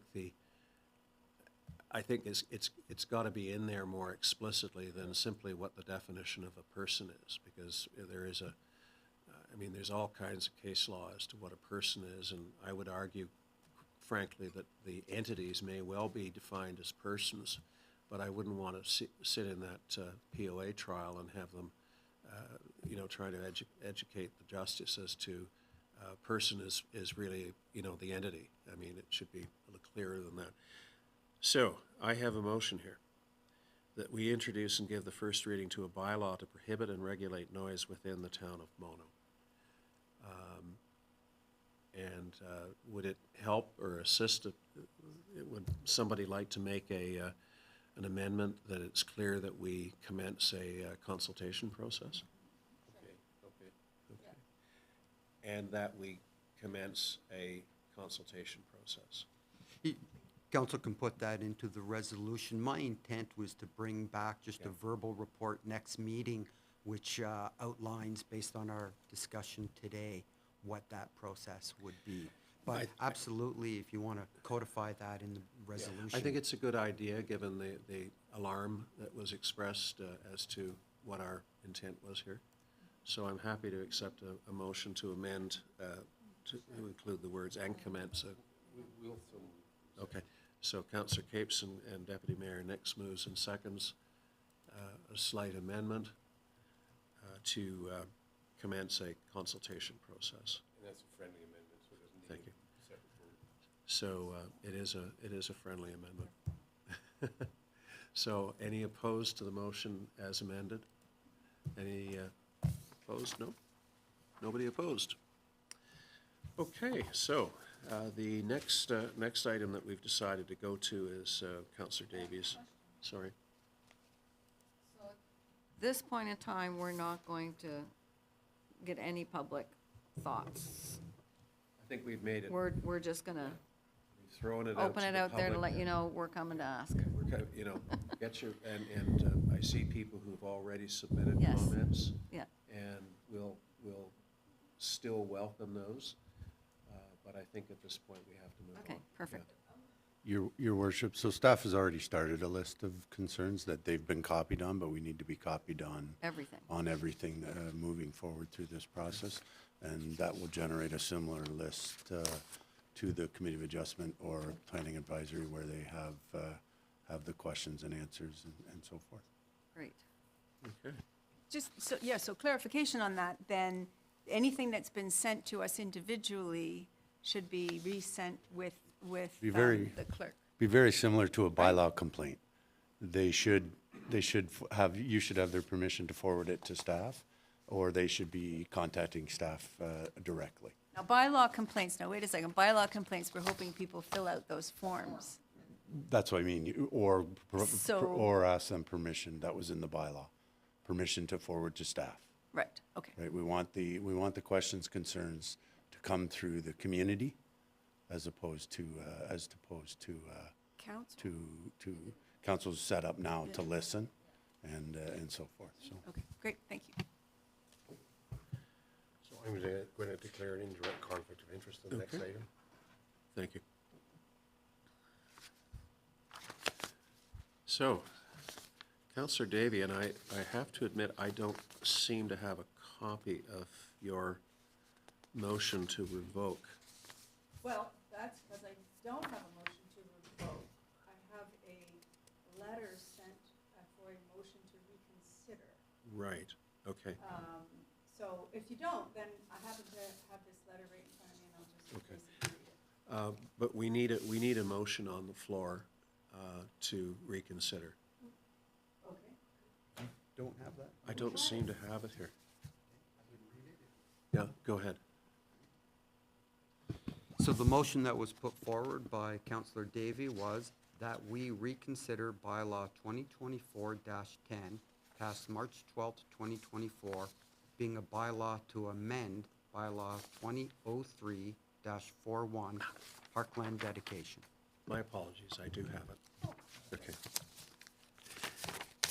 Anyways, I have a mover for that. Councillor Davie, Yes, I will do that. seconded by,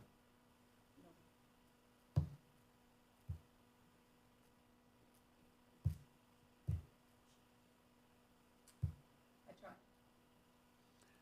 okay.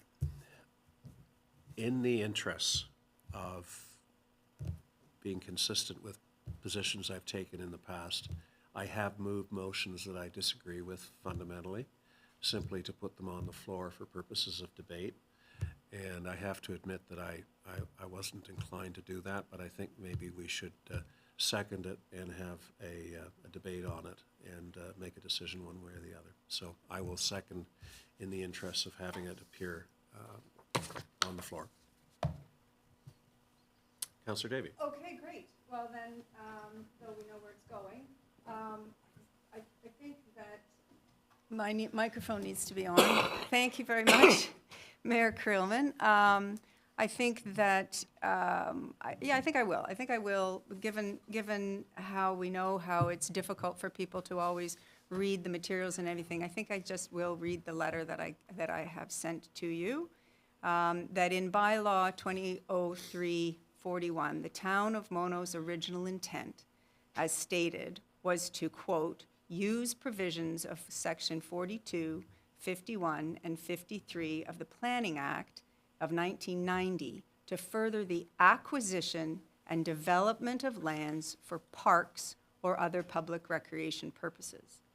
So I submit that our public question period, after the amendment passed, that our town resident online chatter and our well-attended public town hall indicate that there is a significant portion of our ratepayers who would have liked to have been consulted. Despite notification through our usual channels, there was no consideration of explicitly asking for public opinion. Instead, we heard from the landowner and his corporation's members, some of whom are Mono residents, and council swiftly made a decision to amend our bylaw to give favor to named entities. It has been argued that the amendment clause is in keeping with our official plan, which was the goal of maintenance of open green spaces and the preservation of the beauty of Mono, quote. So lofty and admirable as that may be, it is not equivalent to the provision of municipally owned parkland and municipally controlled services. These are very different objectives, and by naming the entities as specific examples contemplated for exemption, we have effectively removed the decision-making powers of our arm's-length council-appointed Committee of Adjustment. We are also forever changing the bylaw on a very biased assumption that a private landowner intent on maintaining open green spaces on the retained portion of the subdivision in perpetuity will also deem that the public has access in perpetuity. If they're really interested in land preservation, then perhaps a day will come when public access is actually deemed detrimental. That's not for council to predict or be involved in, nor should we depend on private landowners allowing public access to their land as provision of parkland for our taxpayers. Our role is to provide the parklands, and that is municipally owned and operated lands, to our ratepayers, for our ratepayers' recreational needs. To do so, we need funds, and the Planning Act provisions provide a way for us to do so when a property is subdivided for the purpose of development or redevelopment, which is precisely what has been conditionally granted by our Committee of Adjustment on the applications B0323 and B0923. The Planning Act contemplates large numbers of residents and recently added some amendments to stipulate affordable units, but it doesn't name minimums. A subdivision with an uninhabitable structure, or none at all, will need to be developed by definition, and therefore the town is entitled to collect a levy in respect of the assessment of the subdivision according to the Planning Act. So I submit that we reconsider the amendment on the basis that it does not fulfill the original intent of the bylaw, that it is biased, it creates an unnecessary financial burden on our ratepayers should we forego fees to which we are entitled, and that the ratepayers should have been consulted, or should be consulted at this point. Okay, comments?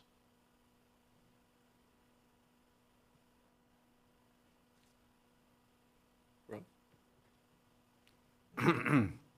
I represent the same views as I had at the time that we dealt with this, that this is not a justified expense, or not a justified fee.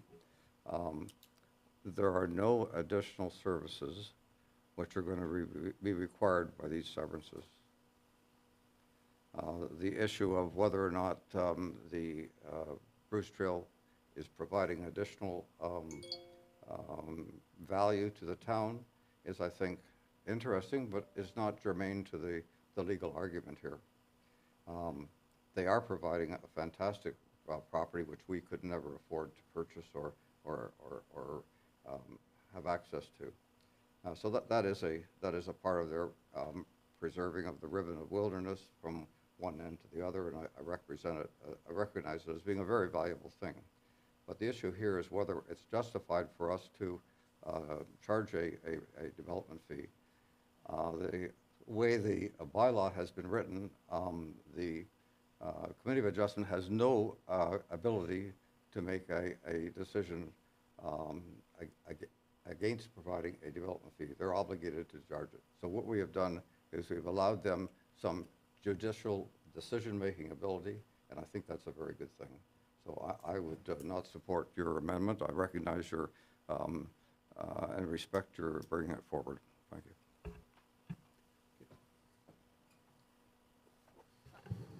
I'm happy we're having a conversation about this. I fundamentally disagree with, and respectfully disagree with what your thoughts are. Property subdivided for the purpose of development or redevelopment. There is no development or redevelopment happening on those subdivided lands. The Bruce Trail Conservancy, as the others that we have listed that are reflected exactly from our official plan, they're all conservation, land conservation groups. And because the Bruce Trail is a conservation organization, it is recognized under the Conservation Act and is treated as, I'm going to use words, a quasi-public body, and it is entitled to obtain conservation severances, which is what they have done. So it is not a subdivision or subdivided for the purpose of development or redevelopment. It is a consent for the purpose of conservation land. So that they are not creating development, and as such, I think it is incorrect to apply a bylaw that is not meant for this purpose. It is meant for the purpose of when lands are subdivided or when there's a consent for severance, that those lands are then created for the purpose of development. And we have lots of those in Mono. People are creating lots off of bigger lots and creating opportunity for development. New homes are going on there. There's no development going on to this land that has been severed. So I think that it's inappropriate to charge that fee in that case. I'm not certain about how I feel about the Committee of Adjustments and how we've complicated matters there, but I agree with the decision that we made about modifying the bylaw, and I think it should stand as it is. Thank you. A number of things. I'm glad we're having this discussion as well. I take some exception to the notion that we had a lack of opportunity for public input. This is, I believe, the fourth meeting of council where this topic has arisen. After the first three meetings, and I dare say after today's debate, the issue will be raised in our council highlights. We broadcast our council meetings. There is certainly the opportunity for internet back and forth of various kinds, and we have entertained questions at question period. So there has been an opportunity for public input. Is it sufficient to satisfy those who are opposed to this? Probably not. Could we have done it better? Probably, but as I said earlier in the meeting to a different issue, sometimes you don't know what kind of reaction you're going to get to a change in bylaw or a change in policy. Sometimes there's no reaction, and sometimes the roof blows off. The other thing that I'd like to address is that the Municipal Act speaks to the issue of parkland dedications using the word may, not shall, but may. And where we ran into difficulty was that our old bylaw used the word shall, so it gave the Committee of Adjustment no discretion whatsoever. I tried to make an argument early on that maybe they do have a discretion by virtue of being a quasi-judicial body, but I've backed off that and concede that under our old bylaw there was no flexibility. And the flexibility mirrors that in the wording of the Planning Act. The reason the Committee of Adjustment is involved is that they have exclusive authority over the permission structure for a severance. So even if council wanted to start setting conditions or waiving conditions, I don't think it's our place to do it. Regrettably, it is a committee of council, and hopefully they do it in a responsible fashion. They need to develop a protocol for dealing with this, and I dare say 90%, 95% of all severance applications they get, this is not even going to be an issue because there will be no creation of the equivalent of parkland involved. The other point which I think has been made is that this kind of severance does not create a pressure on municipal services. It's not like it's a virgin building lot, which would be a different story. And if that situation were to occur, I would hope that the Committee of Adjustment would differentiate between that and what they're dealing with here. Because one creates a pressure on our infrastructure and the other does not. In fact, it does the opposite. It creates parkland that we would, and public space, let's call it public space, that we otherwise could not do and could not afford to do. So having said that, I will be opposing the motion. Thank you. Since it's my motion, I get the last word on that. And to Councillor Capes, the severance is, we just designated a uninhabitable property. So there's development that has to happen there. And so that's number one. And number two, with respect to this all could have easily been done if it hadn't been one entity coming that council, with the exception of me, felt that entity needed special compensation, then we could have easily, and it wasn't even entertained, we could have easily changed our shall to may. If we really wanted to give the Committee of Adjustment their arm's length, their way of doing it, we wouldn't have named things.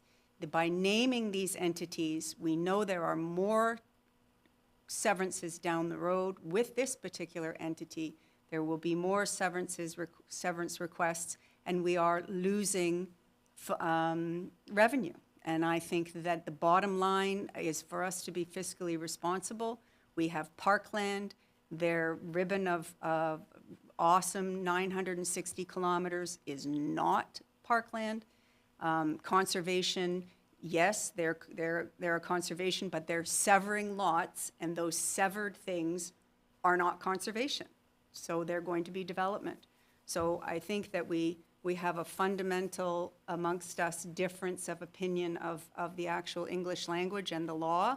I think that just expresses why the bylaws should be more open to interpretation than specifically naming entities who should pay their fair share in our town.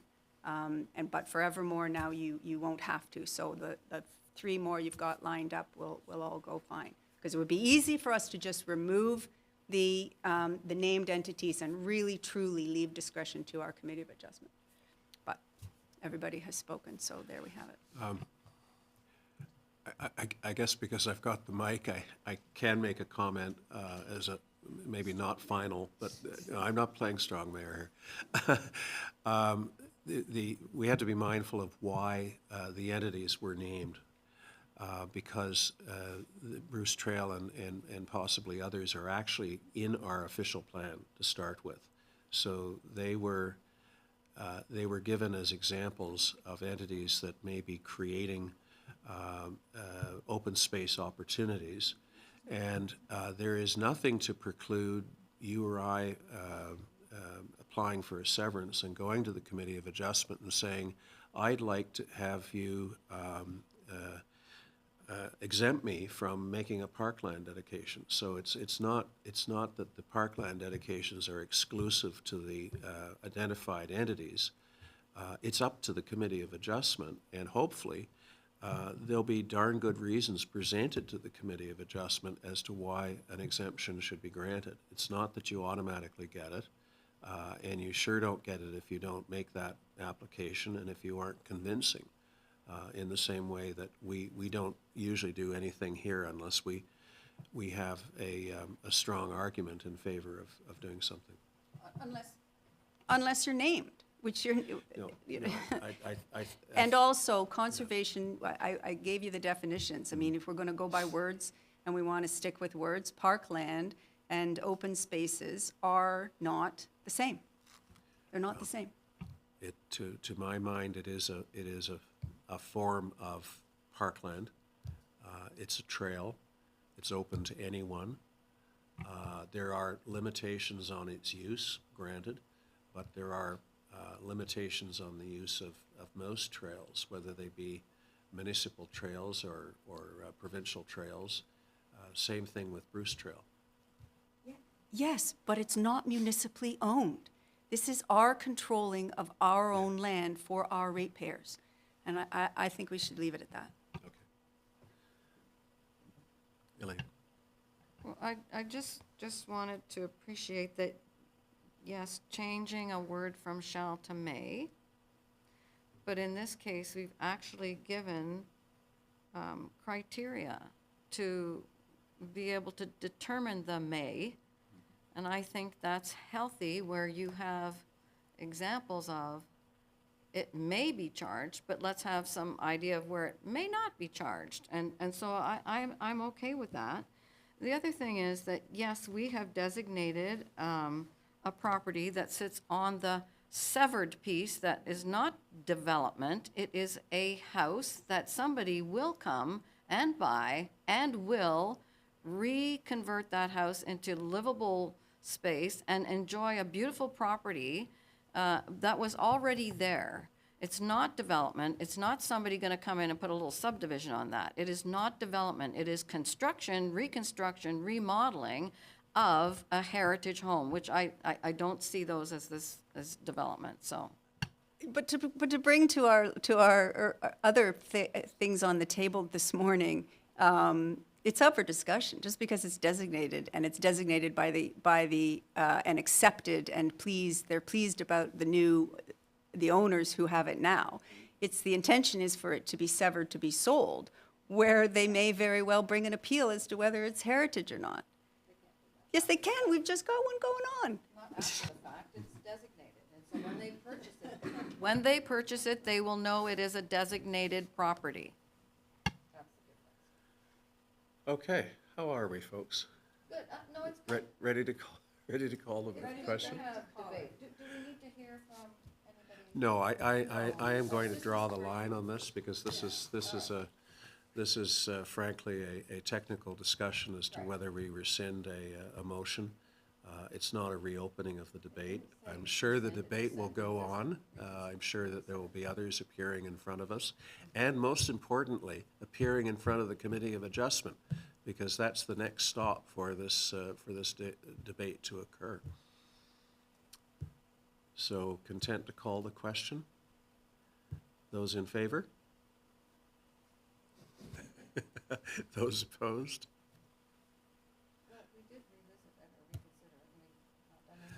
So the motion to reconsider fails. Okay. Somebody can. Oh, No.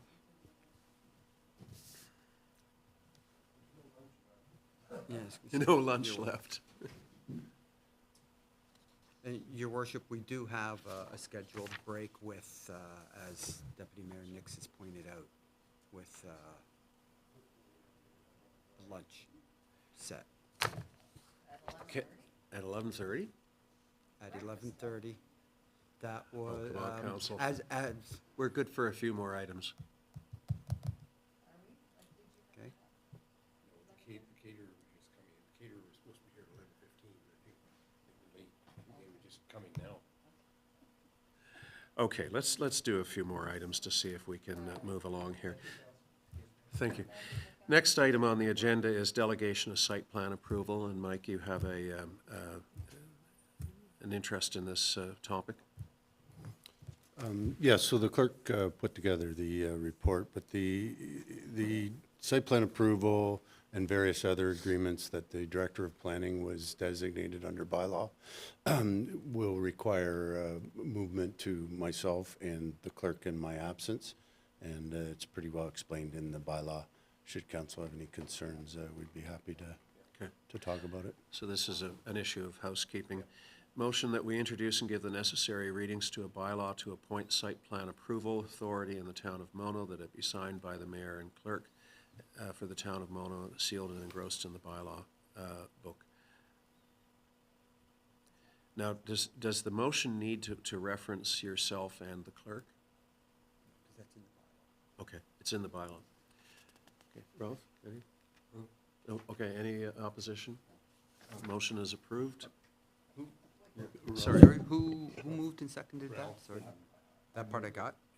yeah, And Councillor- Elaine. Thank you. Sorry. Okay, adopt the road program.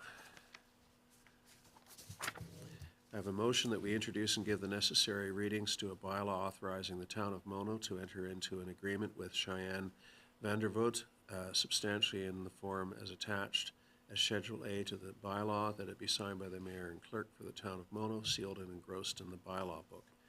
And this is a adopt a road. And I take it that adopt a road is healthy and functioning and, yeah. Can I ask a question? Is 4 kilometers usually how long it is? It seems like a long way.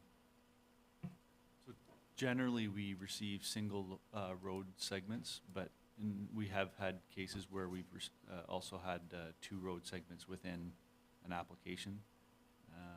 This one includes 30 side road to, or 25 side road to Highway 89, so, yeah. That's great. Yeah.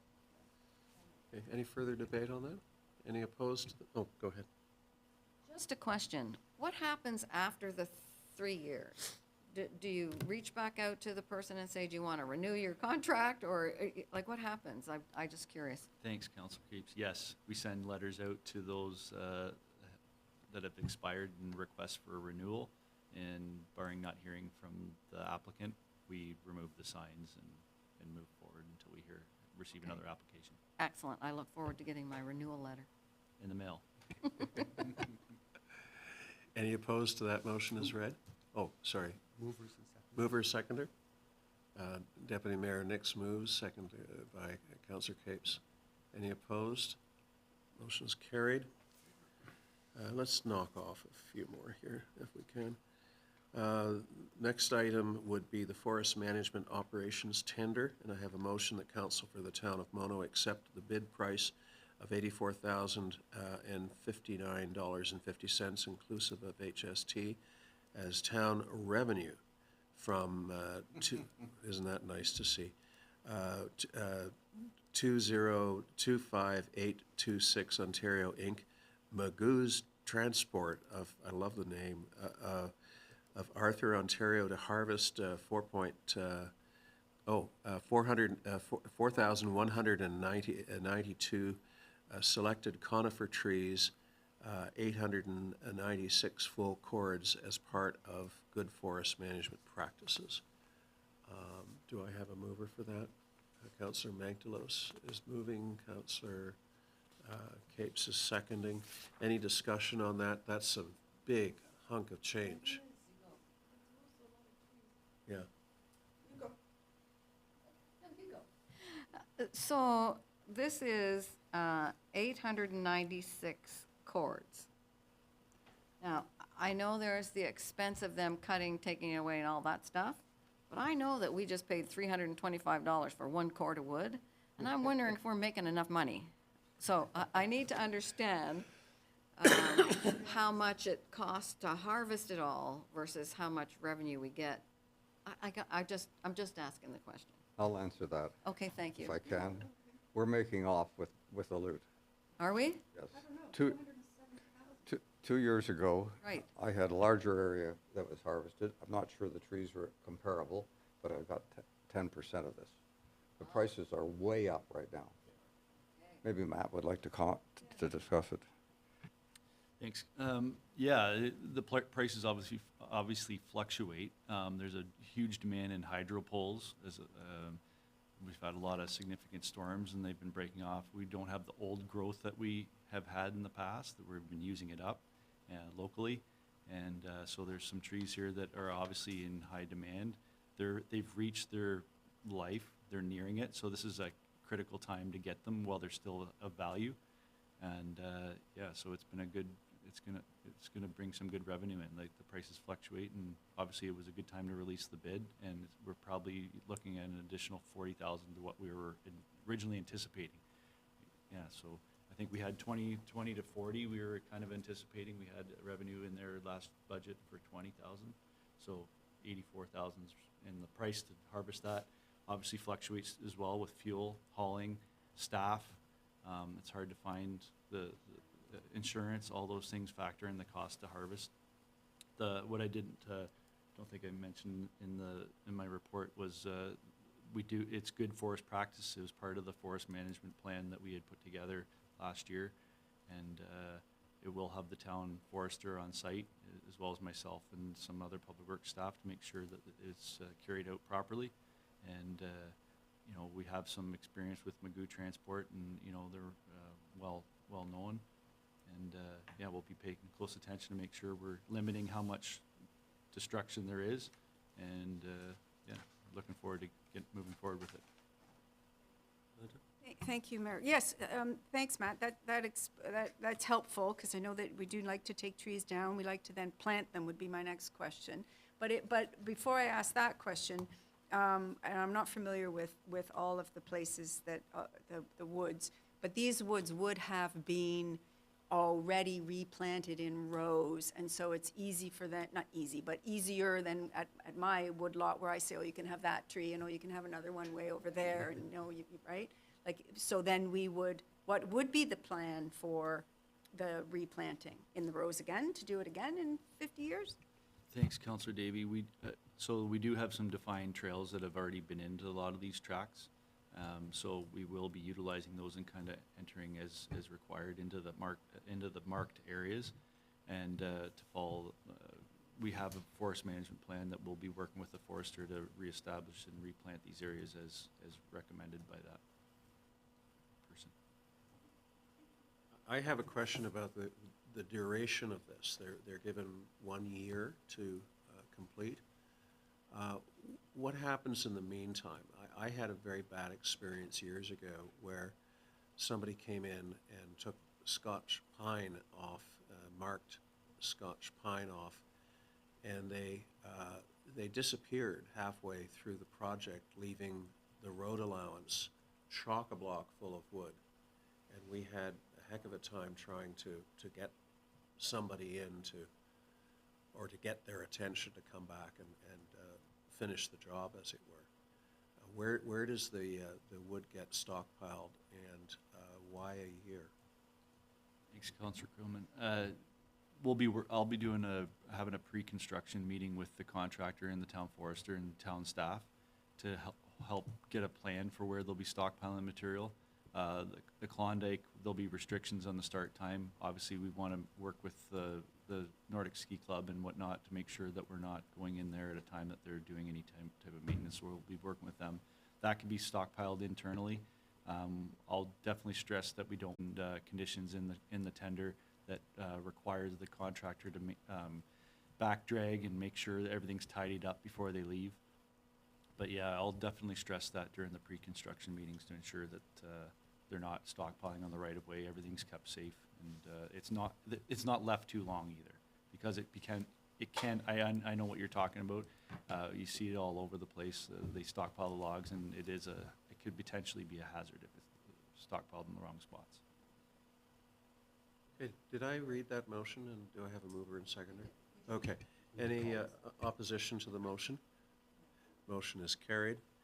Let's do one more, then we're scheduling. One more, and that is, and then that leaves Councillor Cape's motion at the end. But let's do the one and in camera, correct. Motion that Council for the Town of Mono accept the total bid price of $82,623.34, inclusive of HST, from Cox Construction Limited of Guelph, Ontario, for road resurfacing of the third line EHS north of Dufferin Road 7. Mover, Deputy Mayor, and seconded by Councillor Capes. Discussion, questions? I have some. How necessary is this? I think that road's in pretty good shape. Thanks, Mayor Krillman. So we put the base course down last year. This is a section of road, third line EHS from Hockley Road to 650 meters north, so the second bridge. Oh, my apologies. I completely, I had it going up to the dump. No. No, No. this is the second coat. Yeah, this is Okay, second. I get This it. is top course wearing surface on third line up to second bridge, bridge 14. Okay. So it'll finish that project. It'll include the shouldering, and hopefully we get a good life cycle out of it. So the mayor's question is still germane, because that section of road, I drove it this morning, and it looks pretty good. So what is the benefit to the additional top coat? So it's just like a foundation. We put the foundation down last year. It's a higher aggregate, It's a what? larger diameter aggregate. So it acts as a binder course or a base course. And then we put the top on, which is a finer course aggregate. And it makes it for a smoother wearing surface and finishes off all the crown on the road. And it's a typical town standard, what we're building the road to. I realize it is. I'm just asking why. It's not aggregate, it's asphalt. The aggregate in the asphalt. In the asphalt, Yeah. I see. So it's So HL8 is what goes down, which is the binder course, the base asphalt. It's a slightly larger. It's about 3/4, based similar to what we put on the road. And then the top course is a finer aggregate, and it allows for a smoother, better ride. So I presume that if we didn't put this layer on, we'd have a fairly rapid breakdown of the base layer? Quicker than we would without it. Yeah, thank you, thank you. Thank you. That begs, how long? How long, in the best of times, not freeze thaw and all that wrecks our roads and stuff like that, but what is the expectation for this? Thanks, Councillor Davie. So we're working on our road management plan right now, and we do assess all our roads every 3 to 5 years, doing our payment conditions.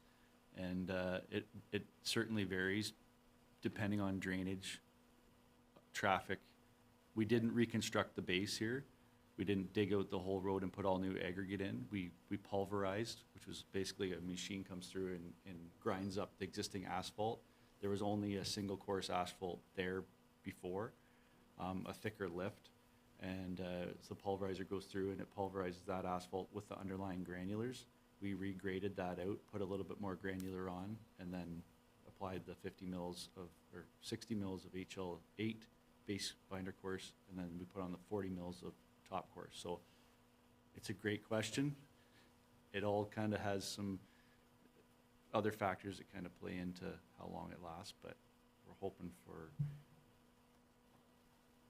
if we do the maintenance on it properly, and there'll be triggers. I think once everybody receives the road management plan, it gives you those triggers for distresses. So as we see it, we kind of maintain those. We do our crack sealing program every every year, and we rotate the roads through. So that prevents the ingress of salt-laden water into the cracks and starts with the freeze and thaw. And what you see on third line north up to the dump, you see a lot of the transverse cracking, and it happens, you notice it especially in the spring when the frost is coming out. And, you know, if we could reduce how much of that goes into the asphalt and the underlying granulars, the better. So that'll buy us more time. So there's another factor. And for the record, that section of road was a maintenance nightmare for you for a number of years, to put it mildly.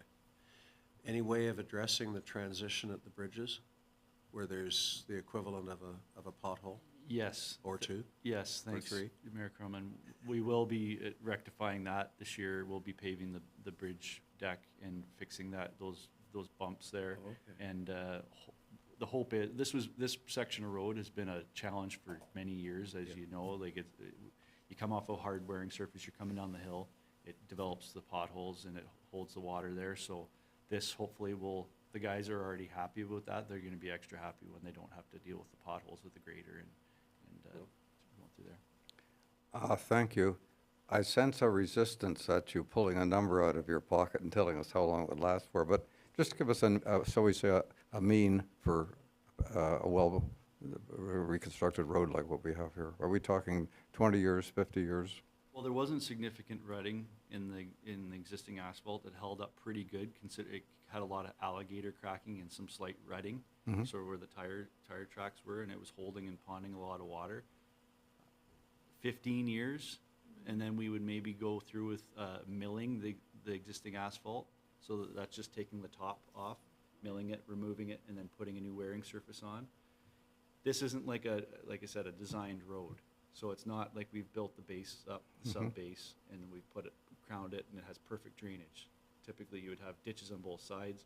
The one side of the road has a slope that comes right into the asphalt. So it's hard you have a lot of the water coming off that slope, and it kind of gets stored under the road. So that freezes, right? So there's just things that it's hard to factor in. It's interesting to see what happens. That is pothole corner. It's And we did change the profile of the road. We kind of super elevated it slightly, so a lot of that water will come off and sheet across the road instead of it having a typical crown to it. So we've tried to rework some of the drainage, and we've improved some of the gutters as well to get the water off the road quicker. And the hope is that some of these improvements will extend the life of it, but it doesn't eliminate the topography of the land that we can't control. Thank you very much. This is that part right where there was a big riverbank rehabilitation and so on. Did that trigger us to do that just because there was so much work, or were we always going to do it anyway? Or Thanks, Councillor Davie. So in 2022, we had tendered the base course for 20 Side Road, second line and third line. It ended up being delayed because the riverbank had failed. And so we delayed the base course from that year to last year. So it got pushed off to last year. So we did the riverbank, and then we followed up with the road work last year on the base. So the riverbank, I don't know if you've been through there recently, but it looks really, really good, and I'm very happy with it. It came in well under budget. The contractor was good to work with, and I think it's built some good habitat there for all the fish and the birds and everything there. So under budget. Okay, there's a motion on the floor. Any opposed? Motion's carried. So we'll have an adjournment now. And we have one item left under bylaws, and then we have Schedule A and an in-camera matter.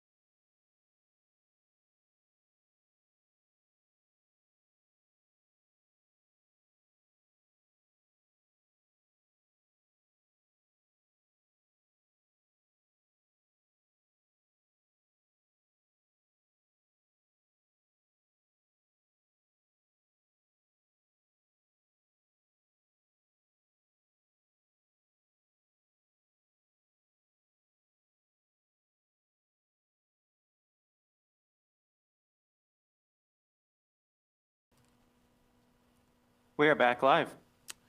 Good afternoon, and to our last motion. It is a motion, if Councillor Capes I can read, and if you can get a seconder. We'll consider, whereas in Ontario, conservation authorities develop and deliver local watershed-based resource management programs on behalf of the province and municipalities, and whereas conservation authorities are local public sector organizations established by the province and governed by the Conservation Authorities Act, which is administered by the Ministry of Environment, Conservation and Parks, and whereas the role of conservation authorities is defined by its mandate under the Act, and the Ministry of the Environment play a critical role in climate change risk management, and whereas we have declared a climate emergency in the town of Mono, and whereas getting people out to conservation areas to appreciate and understand the importance of preserving the landscape is critical to climate change risk management, and whereas the town of Mono, one of our conservation authorities, are continually asking for bylaw exemptions to host fundraising events and activities to raise necessary dollars to require to sustain a CA park and provide public accessible conservation lands. Therefore, be it resolved that the Council of the Town of Mono respectfully asks the province to support their conservation authorities with increased and adequate funding so they may execute the role, mandate, and programs they have been established under the Conservations Act to uphold. And that's moved by Councillor Capes. Is there a seconder for that? Deputy Mayor Nix. Councillor Capes. So I brought this forward because, oh, I did push the button, but not right. Okay, thank you. I brought this forward because it actually came from one of our citizens at our meeting where on the CVC was asking for those blanket exemptions for hosting events in the park. And I thought it was worthy of bringing it forward to send, I don't know if we send a letter down to the province and say, you know, we should be supporting the conservation authorities so they don't have to host events and charge for they're not their events, they're music events, they're plays, they're whatever they are, treating it like an event center so that they can make money, so they can sustain it when we really should be supporting them in the work that they're doing. Because they do great work and they do a great job of creating awareness in the public about wildlife, about, you know, transferring things from the bottom of your boat to somebody else's lake. And they do a lot of really good stuff there. So anyway, that's why I brought this forward. So I hope that we can ask for support. Comments, questions? I think this is great. It reads through great, but I think it will fall on deaf ears since they are a concerted effort to decrease the funding to the conservation authorities. But I see no harm in sending it on. Fred? Yeah, Elaine asked me about this, and I tried to get some more information, Elaine. I haven't got it yet, but in the CVC's case, they own 62 properties, 9 of which charge admissions or have trail counters, so they know the number of visitors they get. And last year they got ballpark 1.2 million visitors to those 9 parks, and their gate fees were about 1.8 million. So they do make money on them. But what the critical question is, and I sent in an email and asked, how much does it cost to run these properties? I suspect it's a lot more than 1.8 million. The other thing I would throw into the discussion is that in 1954, when CVC was created, ballpark, the funding for the Conservation Authority in those days was about 50% municipal, 50% provincial government. The government froze Conservation Authority contributions, 10 years ago now or whatever it was, and the CVC gets, I didn't look up the exact number, say $100,000 a year, less than 1% of their revenues. Having said that, I will admit too, though, that when CVC does some big jobs, there are grants, federal and provincial grants available, but the base funding is just disappeared from the conservation authorities. Any further discussion? Any opposed to the, I think it's a worthwhile motion. As Melinda suggested, I think it'll fall on deaf ears, but I think that the more you keep making noise about something, the more likely you're going to be heard, and this is an obvious thing that they should be doing. to expect the conservation authorities to continue to function with increasing costs and freezing their input just doesn't not make sense. Should I call the question? Oh, Linda? Thank you, Councillor Mantalo. I would agree that, but I think that the plan is for them not to continue to function. I think that's the ultimate goal. Yeah, but plans can change. And you're changing.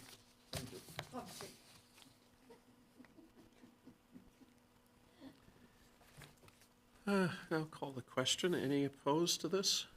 The motion is carried. That takes us to Schedule A, and I'll move a motion that we accept Schedule A to this agenda. Mover. Councillor Mantalo moves, seconded by Councillor Davie. I know we haven't probably got our picks in with the clerk, but are there any essential matters that need to be addressed here? Elaine, and then Fred, and then Ralph? So here's my submission to the clerk. Number 9, number 12, number 18, and number 20. Okay, number 9. Oh, well, does others want to put their I wanted bids in? Number 2. Okay. Number 18. Oh, so there's 2 of us who want that. So should we start with number 2? Okay, I'll just be very brief. Number 2 is the minutes from the DEI committee, and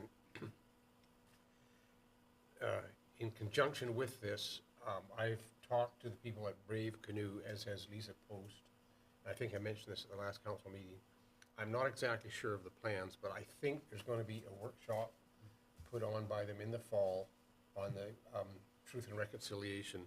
And I think this is important, and if and when the plans firm up, I think the town of Mono should be on side with this. I think they've also talked to Mike about this. Okay. So I have been working with one of the founding members, Julia. So right now, with respect to what they're doing in the fall, they're interested in anybody that may want to order some T-shirts for it to generate an idea of numbers, I think. But I entered into discussions quite a few months ago when they submitted a letter asking council for funding directly to myself, and I deemed that it was in line with the DEI resolutions of advice to council for training, and I've been working with Julia on a town of Mono committee, staff, and council session on DEI at our office as part of our training initiative. So I'm looking forward to working with her. Could I just ask a question? Because Lisa Post seems to be taking it under her wing. I mean, if they could go to each municipality, but if we get something off the ground at the county level or Orangeville level, wouldn't it be better to do one big session? Well, we have 15 gentlemen next door. We have 12 or 13 upstairs. We have 4 or 5 committees. We're up to 30 to 40 people just for Mono only. Not to saying we don't want to work with the county on these events, but hosting in-house training like this is sometimes more productive for town staff. Fine. Okay, next item. Fred? Number 9. No, just, we'll ask councilors, I didn't get that list. He didn't get the No, memo. quite that Okay, quick. let's go for each So, one here. number 9. Okay. Why did I want to talk about this? Yeah. I think we need to write a letter of support. We need to, okay, good, we're going to hear from If I can Ralph, who sits interject, on I've been public health. I've been told this has been rescinded, and the province is going to continue with their protesting. I heard that at the Board of Health meeting a week or 2 ago. Oh, excellent. So they heard us. I don't know who they heard. That's great, thank you. So they are not going to stop doing that. Okay, that's excellent. Thank you very much. Okay, number 12.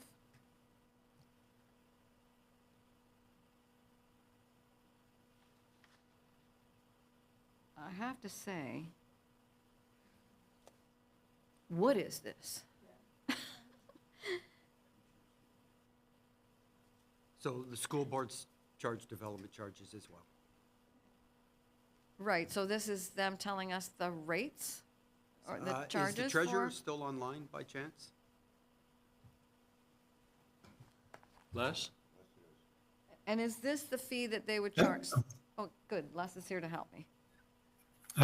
Yes, like the clerk has said, the county, town of Mono, and the school boards charge development charges. And every time they pass a new development charge, they have to notify the local clerk of the new charge. So they're Okay. just giving us information that they just passed new development charges. Okay, perfect. And so is this the charge per new home? Yes, Right, so when a developer comes in and says they want to put 249 houses, they're going to get charged this on each house? yes. And the county, when they issue the building permit, collects on behalf of the school boards. Okay, thank you very much. Good. Number 18, which Ralph also wanted to talk to. Significant incident reporting. Right.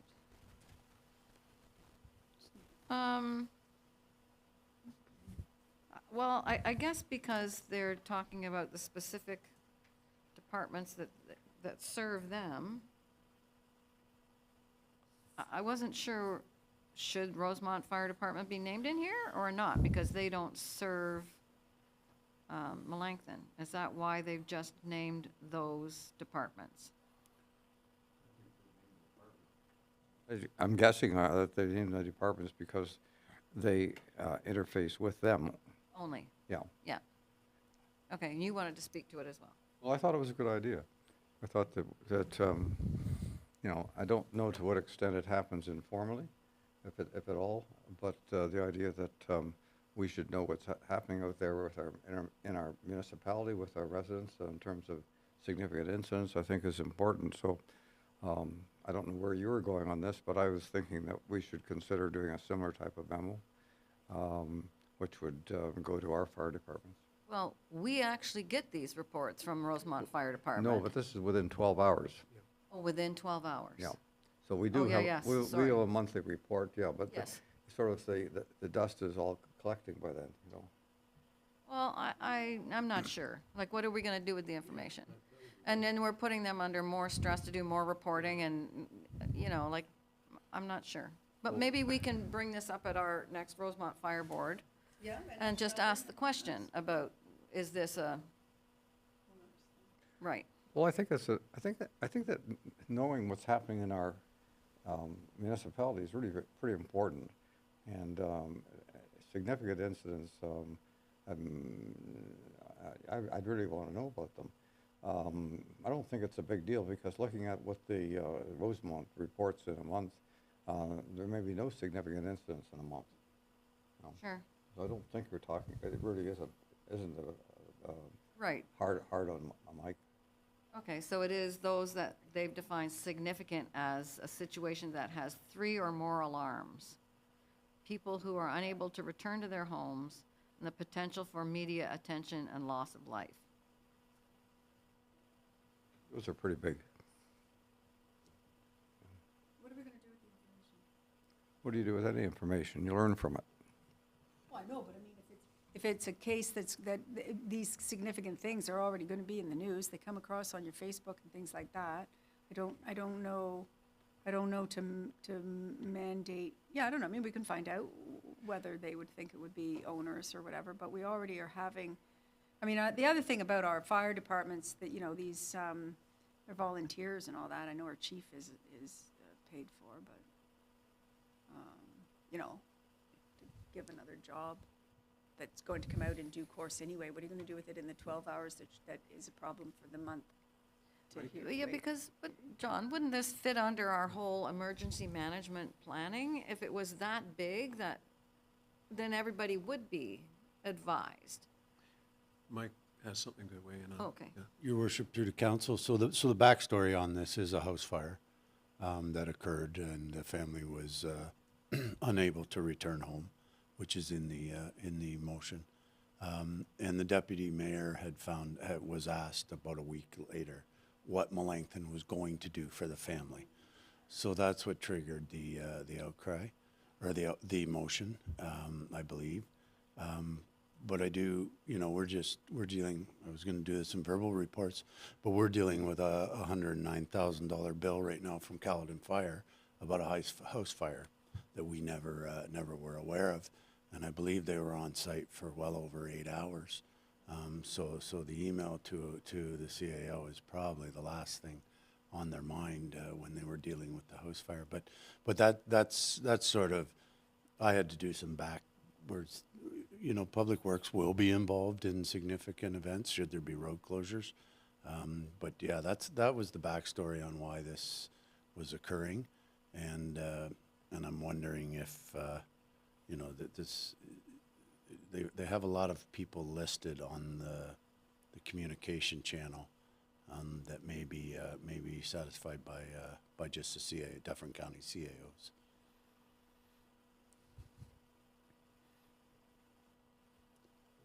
The question is, do we want to really know what's going on in our community, or do we want to rely on the news broadcast for it? We should have a direct connection with the people who are taking care of our incidents. I don't see it as a disadvantage. I see it as a potential advantage, and somebody like Mike or John are not going to be caught out saying, I didn't know anything about that sort of thing, or when they should. I don't disagree for a second. Public Works has had the same issues with the OPP about not being notified about severe potential fatality accidents in our municipality, and we have asked for courtesy on that, mainly because of detour roads and everything. But Matt and I try to relay that information to council as it does come across our plate.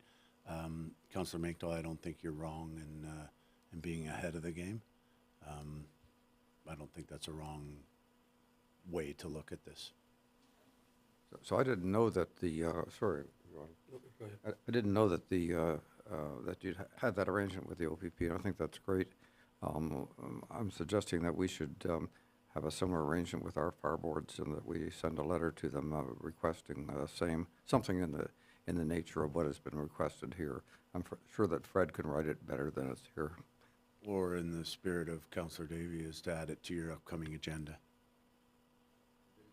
You could add it to your upcoming agenda. It'd be nice to hear from the chiefs on this matter. And I think the two respective boards could definitely add it to their agenda, with the resultant of those discussions maybe trickling down to Orangeville and Caledon. And John will explain the Orangeville quasi-board better than I can. I think you attend a few times a year, but Town of Caledon, we don't sit on a board. We buy the service, right? So, and the same with Orangeville. So, but you do we do have council reps on the Shelburne and Rosemont. Okay, next item. All right, that's great, thank you. Number 20, which is, no, that's, I clicked on the wrong one. For an accessible Ontario by 2025. And I would like to support what they're asking for. That the province create this municipal accessibility fund so that we can be compliant. That's what they're asking, right? The provincial government to create a municipal accessibility fund for municipalities to develop, implement, and enforce the AODA standards related to goods, services, accommodation, employment, and buildings. Such a fund could be modeled after the Canadian Community Building Fund or the Ontario, I mean, I don't know anything about the Cannabis Fund, but still, because I believe we owe it as, to make sure that everybody has access to everything they need to have access to. And in some of the cases, it causes undue hardship to municipalities or other because it's expensive, and we don't have all the money to comply with every accessibility standard, but I think that the province should support that work. So can we have a generic motion of support on that? Almost. Almost? Your worship, just for information, so we did apply a couple times for a grant for Mono Center. It's definitely our most challenged building. With respect to the other buildings in town, it's definitely the one that would need it, and I'm sure the elevator costs have gone through the roof now. Right. So a potential resolution could be that Council for the Town of Mono supports and endorses the resolution by Loyalist County that the Province of Ontario create a municipal accessibility fund for municipalities to develop, implement, and enforce AOD standards related to goods, services, accommodation, employment, and buildings. Would like to Yeah. move that? Yes, I'd like to move that. Thank you. Seconded by Councillor Davie. Any opposed? Motion's carried. Next item. All done? Fred, anything? No. I don't have anything. Ralph, do you have anything? Okay. Melinda? No, just editorial. No, just editorial on the Watson, updates or interpretation of some whatevers. Yeah. They're disappointing, but, Yeah. that's, no. So true. So that brings us to reports of members of council. Oh, sorry. Your worship, we do just have to pass that resolution that was introduced to accept Schedule A. Okay, and I do have a mover and a seconder, I believe. You do, it was Councillors Mantelow and Davie. Thank you. Any opposed? Motion's carried. Reports of members of council. Elaine, do you have anything?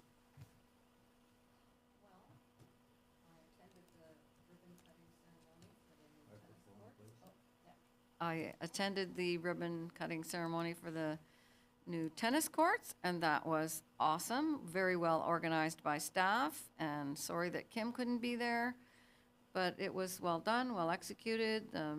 Several ministers spoke, and it was great. And then I attended Mono's Make Mono Shine, and that was well attended. Sort of. I mean, people, I was happy to see people came out to set things up and, really make it a good deal. And I thought there'd be more people there because the weather was a little nicer, but I guess that made people go into their gardens and cut their grass and whatever. But anyway, it's a great event to host, and I was happy to be there. Then I went to Shelburne and went to the living, that art, touching spirit, touching art. I went there to that event. Fred? I went to both events mentioned, and then we have the event coming up at the pickleball courts, and also the event at Mono Center, which also has wheelchair tennis on the same day, and apparently that's going to be quite spectacular. They've got some world-class athletes involved in that. I finally had my meeting with the Minister of Transportation last week. And the Mayor of Caledon and myself made our way to Queen's Park, went through security. They confiscated all sharp objects, and we were led up to the room and made our pitch. He did indicate that they are, quote, looking at expanding the automated speed enforcement criteria, which was the first admission that maybe the current criteria is too restrictive. We didn't get very far with things like the increase of provincial offense fines. I don't think they view that as anything other than a form of tax, and God forbid we raise taxes. I did raise the availability of monies for a public education program for road safety, suggesting that they take a portion of the $204 million spent annually by the Ontario Lottery Corporation, and even a small fraction of that amount would go a long way. I also noted that last year that amount increased by over 22%. I mentioned the $1 billion in outstanding POA fines, suggesting that if we had a better way of collecting POA fines, those monies would go directly into the cost of policing, and suggested that if they had any concern about that, they could mandate it. So all of those issues were left on the table. I pointedly asked if the minister would answer the two outstanding letters that we have that we've yet to get responses on, one dated February 12th and the other one, I think, October of last year, if I'm not mistaken. Very amiable, I mean, nice fellow, good discussion. Just apropos of automated speed enforcement, I did a notice of motion at County Council suggesting that the county investigate vendors for that technology with the view to implementation within the county, suggesting Airport Road and possibly Hockley Road, notwithstanding the imperfection of the criteria. I was sort of hoping that they would change that, but if they don't seem willing to do that immediately, that there are other ways of going about that. So they're going to explore it. If my motion passes, it's only notice of motion. Interestingly enough, my husband, who never speeds, has been caught in Barrie because they've changed a whole bunch of things and put cameras up in places where they never had cameras before. So in Simcoe County, they are putting cameras. Yeah, that's an Alberta-based company that specializes in automated speed enforcement technology, and they offer a very interesting product. The municipality pays zero towards the purchase, installation, and operation of the equipment, and the company actually does the processing of the tickets. It's basically a turnkey thing, and they keep the revenue. The company keeps the revenue, and you know, it's in other words, it's at no cost to the municipality. That's their particular model. There are other models where you do in fact pay for some of the equipment technology, but then you get a percentage of the monies back. I'm not so sure that's the City of Barrie model, It but could be definitely Innisfil, I think. Innisfil and other Simcoe Yeah. roads, yeah. I know that the Alberta firm is active up there. I would sure want to get some of the revenue back. Oh, I find it very appealing. And the interesting thing about those is it's not your husband's driving it was the vehicle that gets the ticket or the fine. The vehicle gets the fine, there's no ticket involved, there's no points or anything, because they can't prove who's driving it. Even though the cameras these days will show you right there in the screen, because I got a red light once, and it was like, that is me, but thank goodness it's not going on my driver's license. Yeah, and the other thing is that they do it through what's called, help me out here, AMPs, so-called administrative penalties. So it's a penalty that is set by the municipality. It's not set by the Chief Justice. And it's a far simpler process that keeps these charges out of the provincial court system. That's my report. So my little speeding story is that I received a ticket from Tuscany. I was there last May, and I was actually clocked at 61 kilometers an hour in a 60-kilometer zone, and they sent me a ticket. And I understand if I don't pay for it and I go back to Italy, they can make it difficult. I have two things. One is Board of Health. We had a really good meeting. It's hard to communicate this information, but our Board of Health is very good on data management and analytics, and we had a very good a demonstration of that, and I'm impressed. I'm pretty impressed with this Board of Health as a being likely one of the better Board of Health around. The only thing I want to mention about is ticks. Ticks are back in again. I took one off my body a few days ago, despite having my pant legs tucked in.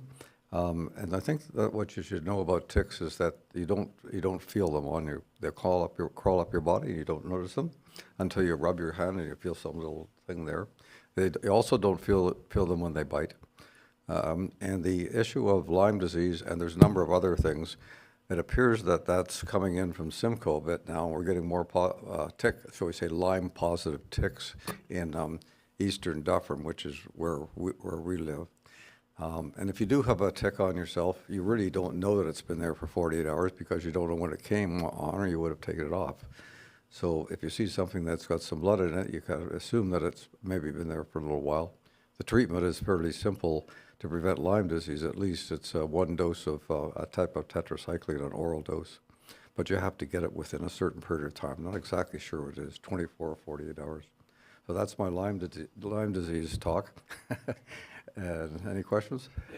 Where do you get it? You have to go to get a prescription from a doctor? Yeah, you do. I ended up going into Merge because it was on the weekend. Actually, a 5-hour wait. But you told us, yeah, Merge had a 5.5-hour wait as of this morning. Yeah. I can provide an update on that. They're now authorizing pharmacists to prescribe the medication, and I think it's within 48 hours. So Well, that's excellent. my wife actually discovered one and made some inquiries, went to the pharmacist. Pharmacist was really engaged. It was his first tick. And she took the medication, one dose, and there we are. Well, that's very good news, I think. The other is we have two events coming up.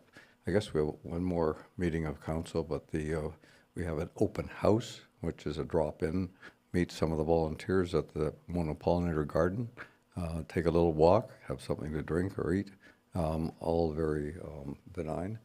And that's on 1st of June. And then we'll also have a sculpture unveiling there. I'm big on sculpture unveilings. And this is a new wooden one, which was built by Jim Mencken and will be installed in one of the new mounds we're making. Actually, the timing is a bit tight for us getting this in place, but we're hoping to have that on June the 1st. And it will give credit to Marianne and Michael Adams, who donated money to the Pollinator Garden, and this is one of the uses we put their money to. The second item is the festival, and its registration is now open. I hope that all of you would consider coming. It's on the 15th of June. It's at Alex Levine's Lavender Farm, and it starts at 2:30 in the afternoon. You have to register. It is free, but registration is required. Last time we sold out, so to speak, a few weeks before.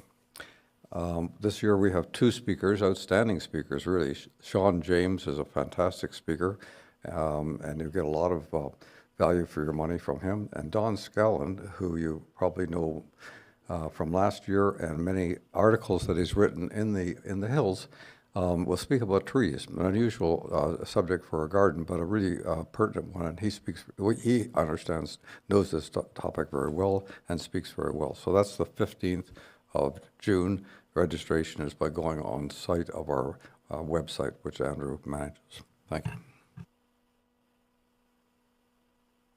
Thank you very much. Very interesting. I've got my ticket already for the Pollinator Garden Festival. So yes, bringing back to the Make Mono Shine, there were some issues with it. It was a wonderful day, and we ended up collecting a whole bunch of pounds. And I think that we were going to get a follow-up on how much, but that didn't come through Public Works that you had to go and collect it. It was just the recreation people, right? So we have no. So that's my.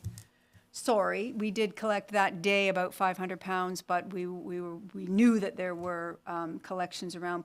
Residents came to tell us that they had left bags for us to go and pick up. So we don't have a final tally today for you, but it was a success on one hand, but then there was some competing events going on that weekend, and so we're going to endeavor next year to try to work with neighboring community events that we're not all doing things on the same day, because we had some parking issues and so on.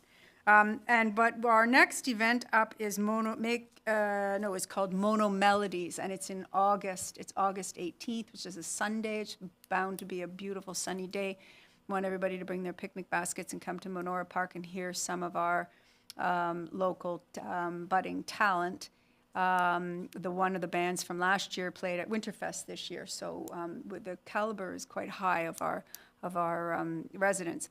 But we need people to advertise for us that we're looking for auditions, and that they can send it to Kim Heaton at in our recreation department, and we'll be choosing those people by July 1st. So we want to so if there's anybody that you know that is learning a new instrument or anything like that, we would love to hear them on Sunday the 18th at Mono Melodies. And that's it. CDRC hasn't had a meeting other than we get their minutes, which nobody wanted to discuss, so it's ticking along. They are doing some roof work still left over from the previous, a big grant that they had to replace the roof completely, but then there was some extra things which are still happening.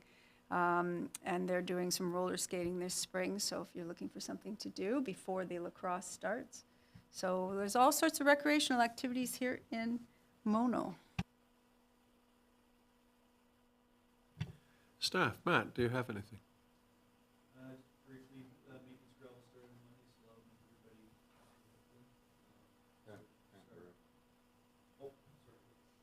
everybody. Thanks, Mayor Croman. So maintenance gravel started on Monday, this past Monday, so we've, over on First Line, we're gonna work our way north here Ontario Street and across 30 Side Road in the coming weeks. Calcium's gonna be starting on Tuesday, next Tuesday after the long weekend. Mother Nature's actually been on our side with respect to grading and whatnot. We've had timely rains and it's kept the dust down and allowed us to grade, so that's good. I'm not sure if council's aware of an event taking place in East Garifraxa in July, the RSSB spiritual event, on July 20th and 21st. I attended a meeting with the consultant that's holding the event. It impacts Mono only from there's going to be some parking at the Ag Center, and I've provided some comments to them, and I'm expecting their traffic plan and their signage plan to come back to us. It's a fairly big event. It took place, I believe, in 2022 was the last event that took place in East Garifraxa, so I'll know a little bit more closer to the event, but I just want to give a heads up on that. And I believe Kim spoke to the Storm adventure race event that's happening on May 25th at last council, and Public Works will be issuing the permit for that event sometime next week. So that will be taking place May 25th. We've worked with the County of Dufferin on that, the Mono Forest Tract and Dufferin County Roads Department. So we're looking forward to seeing how that event unfolds. Lots of people attending that. So. And then so we had our local association meeting, local Dufferin-Caledon meeting last week, and the director from AORS was there, and he had mentioned that the province had approved a $1.3 million grant towards the municipal equipment operator course from the Skills Development Fund. So that was positive. That was in Schedule A, I believe, back sometime in January. And so it was good to see that, because we're obviously lacking those individuals. So it'll be good to see the outcome of that. So that's all I have right now. Thank you.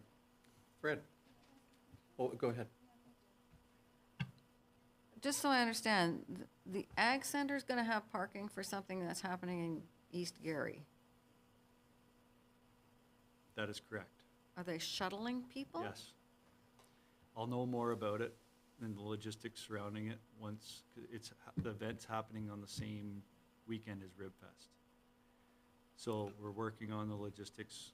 Mono is simply commenting from 5 Side Road to the Ag Center at Hockley Road. Okay. But we want to know how people are getting there.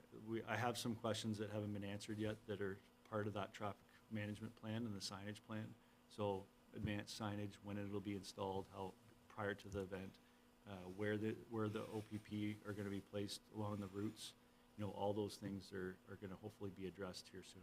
I was expecting it to be here by now, but the event is July 20th and July 21st, so we still have some time, but I thought you could maybe do some research on it for the time Wow. being. And but how many people do they expect to turn up to this event? 23,000, I believe, in around there, 20,000, 23,000.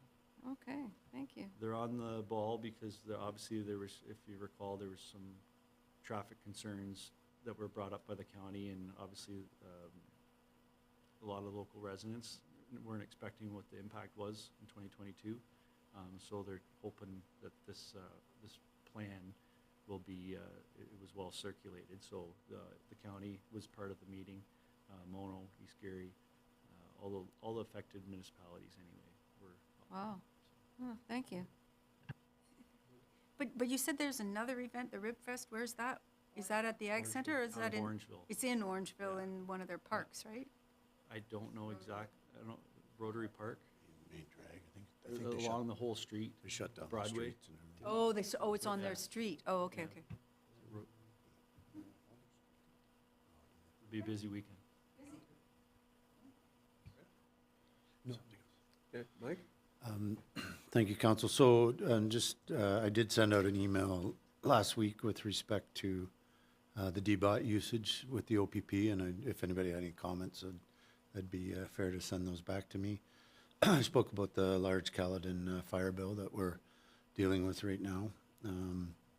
DEI meeting, we had a great presentation organized by Councillor Capes from the Polycultural Immigrant and Community Services, and they provide immigrant services for housing, education, immigration, and they meet at the airport and help immigrants understand the Ontario rules and processes and help them out with that.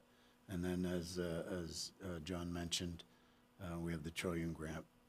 Trillium Grant is May 24th for Mono College, and May 26th is the Mono Tennis Courts recognition. Once again, the same day as Make Mono Shine. I know they're all picking up trees, so that's probably why they didn't attend. So we've long held this day as our day of handing out seedlings, and we did over 6,000 again, so over the course of 3 days. So we're steady and firm at the 6,000 to 7,000 seedlings going into mono forests and lands every year, so it's very good. That's a very, very impressive number. Just keep in the faces were generally new this year, so you get the same, but I think the faces were generally new, and it was great to see. Thank you. And Les? Thank you, Mr. Mayor. Just wanted to inform council that the background study for the development charges is proceeding ahead. Watson's will be releasing a draft report this Thursday, so that'll be made public for public input. Andrew will have that on the website, and we'll be providing copies to the public. Just want council be aware that the draft report's coming this Thursday. That's it. Good. Okay, if there's nothing else to report, I did remember one thing. A very observant resident of Mono approached me about the activities at the pit on Hockley Road and the importation of vast quantities of fill. Their observation was that there is a website that is not a provincial website, but one sanctioned by the province where those kind of rehab activities should be indicated along with contact names and addresses and so forth. And that mysteriously the Brock Pit does not appear on that website. So we tracked down the name of a provincial compliance officer who I wrote to, copied Mike, copied the county, asking essentially what's going on here. There's a dearth of information available, and how come it's not on the website? after about a week and a half, I got a response back that I frankly can't make head nor tail of. And I'm going to, if I haven't already, I'm going to send it to Mike and Scott at the county and see whether we can make sense of this. They've involved two ministries. I thought it was only one. And I don't know. Mike, do you have any comments on that? Definitely, they did let us know about where they should be registered, and they spoke to the excess soils, new regulation on excess soil management. In between the lines, it was definitely there that Brock is their own guardian of their clean fill. And Matt may speak to the excess management of soils more, but yeah, that's generally what happens in these quarries that are being rehabbed. One thing that I wonder if got across is I think they're mixing and recreating aggregate in there, because the trucks do come out full sometimes. So there's that potential as well, that they're generating, reutilizing the fill. So, which is, I know it's allowed under some site plans. I just don't know how far their site plan reaches.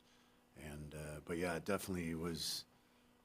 It touted the recycling of soils as the big paragraphs, right? Didn't really drill down to the concerns of self-management. It really highlighted self-management on the pit owners, so. I believe that when that site was purchased by the present owners, the objective was to remove the remaining gravel that had been left there or not taken out by the previous owners. That was their business plan, and they may still be removing that. Well, and I do know they made a land deal with the CVC with removal of the, and council, I believe, saw that a couple of years ago. The CVC agreed to allow them to encroach near south of Huron, Ontario, down by Huron, Ontario Street at the dead end. Yes. Across the road from the rowing club. Okay. And they do have that material, but they were required to reinstate the trail system for the CVC as part of that deal. So, so they may be removing soil and still sending it out. yeah, and there's they in their rehab plan they do have some fairly significant berms around there, but there may be topsoil that's available as well. For removal from the site. It just seems weird that a lot of the trucks are moving. And I say that because the town of Mono stopped purchasing from CBM aggregates because it was creating a round aggregate with no fracture. The A-gravel that was coming out of there they were into a part of the moraine and the geology that no longer could crush an aggregate anymore. So they weren't producing high quality A-gravel. And we also stopped buying our winter sand. They had a really good winter sand with friction that came out of there, and that started to turn into blow sand. But those two examples are still a commodity. So the fact that they're not producing road aggregate or construction aggregate, they could be producing fill aggregate for septic sand, backfill around houses, and it's just not conducive to road construction. So they could have some capacity left. Okay, thank you. Comment, I was coming across that road, I guess it was yesterday. 3 trucks coming out, and it was like a dust storm. Yeah. Like, you could hardly see. There was so much dirt blowing off the road with all that dirt that's on the road. So if council's good, John and I will take on they'll be required under dust suppressant. They'll be required for dust suppressant. I know the county's been on them pretty quick with respect to the mud on the road cleanup.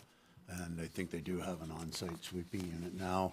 Matt's been dealing with them a little more than I have, I think. But dust suppressant it's right in the checkbox of the annual submissions that even our Klondike is under dust suppressant as required. So those are things that maybe John and I can take on our response to the ministries in plural for some reason. We can do our best.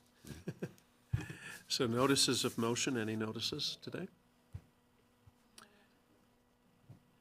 Back to in-camera matters, I have a motion that council move into a closed meeting pursuant to section 2, sorry.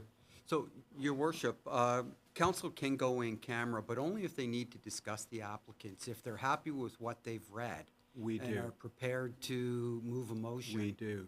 You do need to go I in. want to definitely discuss. Okay? Why could we not? Sorry, why could we not do that? Yeah. Okay, so, a motion that council move into a closed meeting pursuant to section 239 of the Municipal Act 2001 as amended at 1:13 PM for OPP Detachment Board applications, section 239, subsection 2, personal matters about an identifiable individual, including municipal or local board employees. Do I have a mover for that? Councillor Davie, seconded by Councillor Manctalo. So if we could go in camera now. Andrew?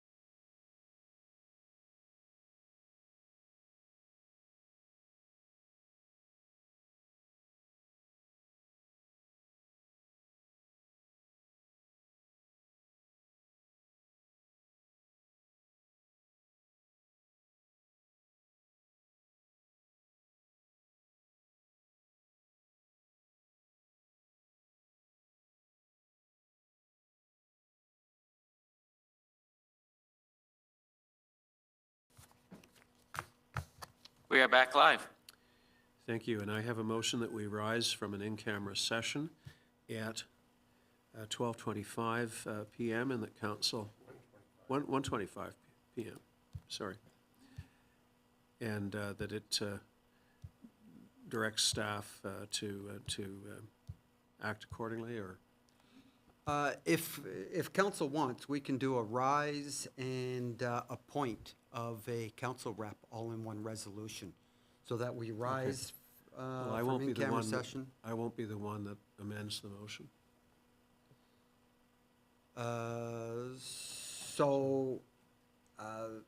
The prepared resolution included 2 appointments, so we would just be striking out 1 appointment. So it would be that we rise from in-camera session at 1:25 PM, and council for the town of Mono appoints, and fill that in as the town of Mono council representative.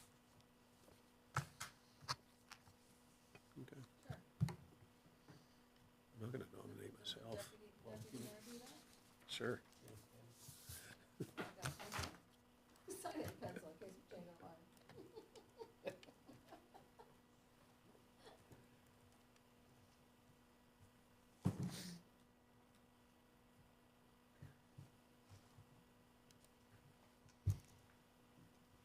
All right, I have a motion.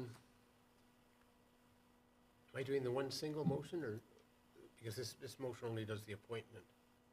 Have we done the motion to rise? Yes. Okay, No, it was all one single motion. So the motion is, first of all, is someone going to put a name forward? I've got a name. Okay. So, whatever the first part of the motion is, that we rise from in camera at 1:25 PM, and fine, and staff do as instructed. And that council for the town of Mono appoints John Creelman as the town of Mono council representative of the Mulmer-Melanchthon Mono OPP Detachment Board. Do I have a mover and a secondary? Ralph and Belinda? Anyone opposed? That motion passes. Do I sign it? Yeah.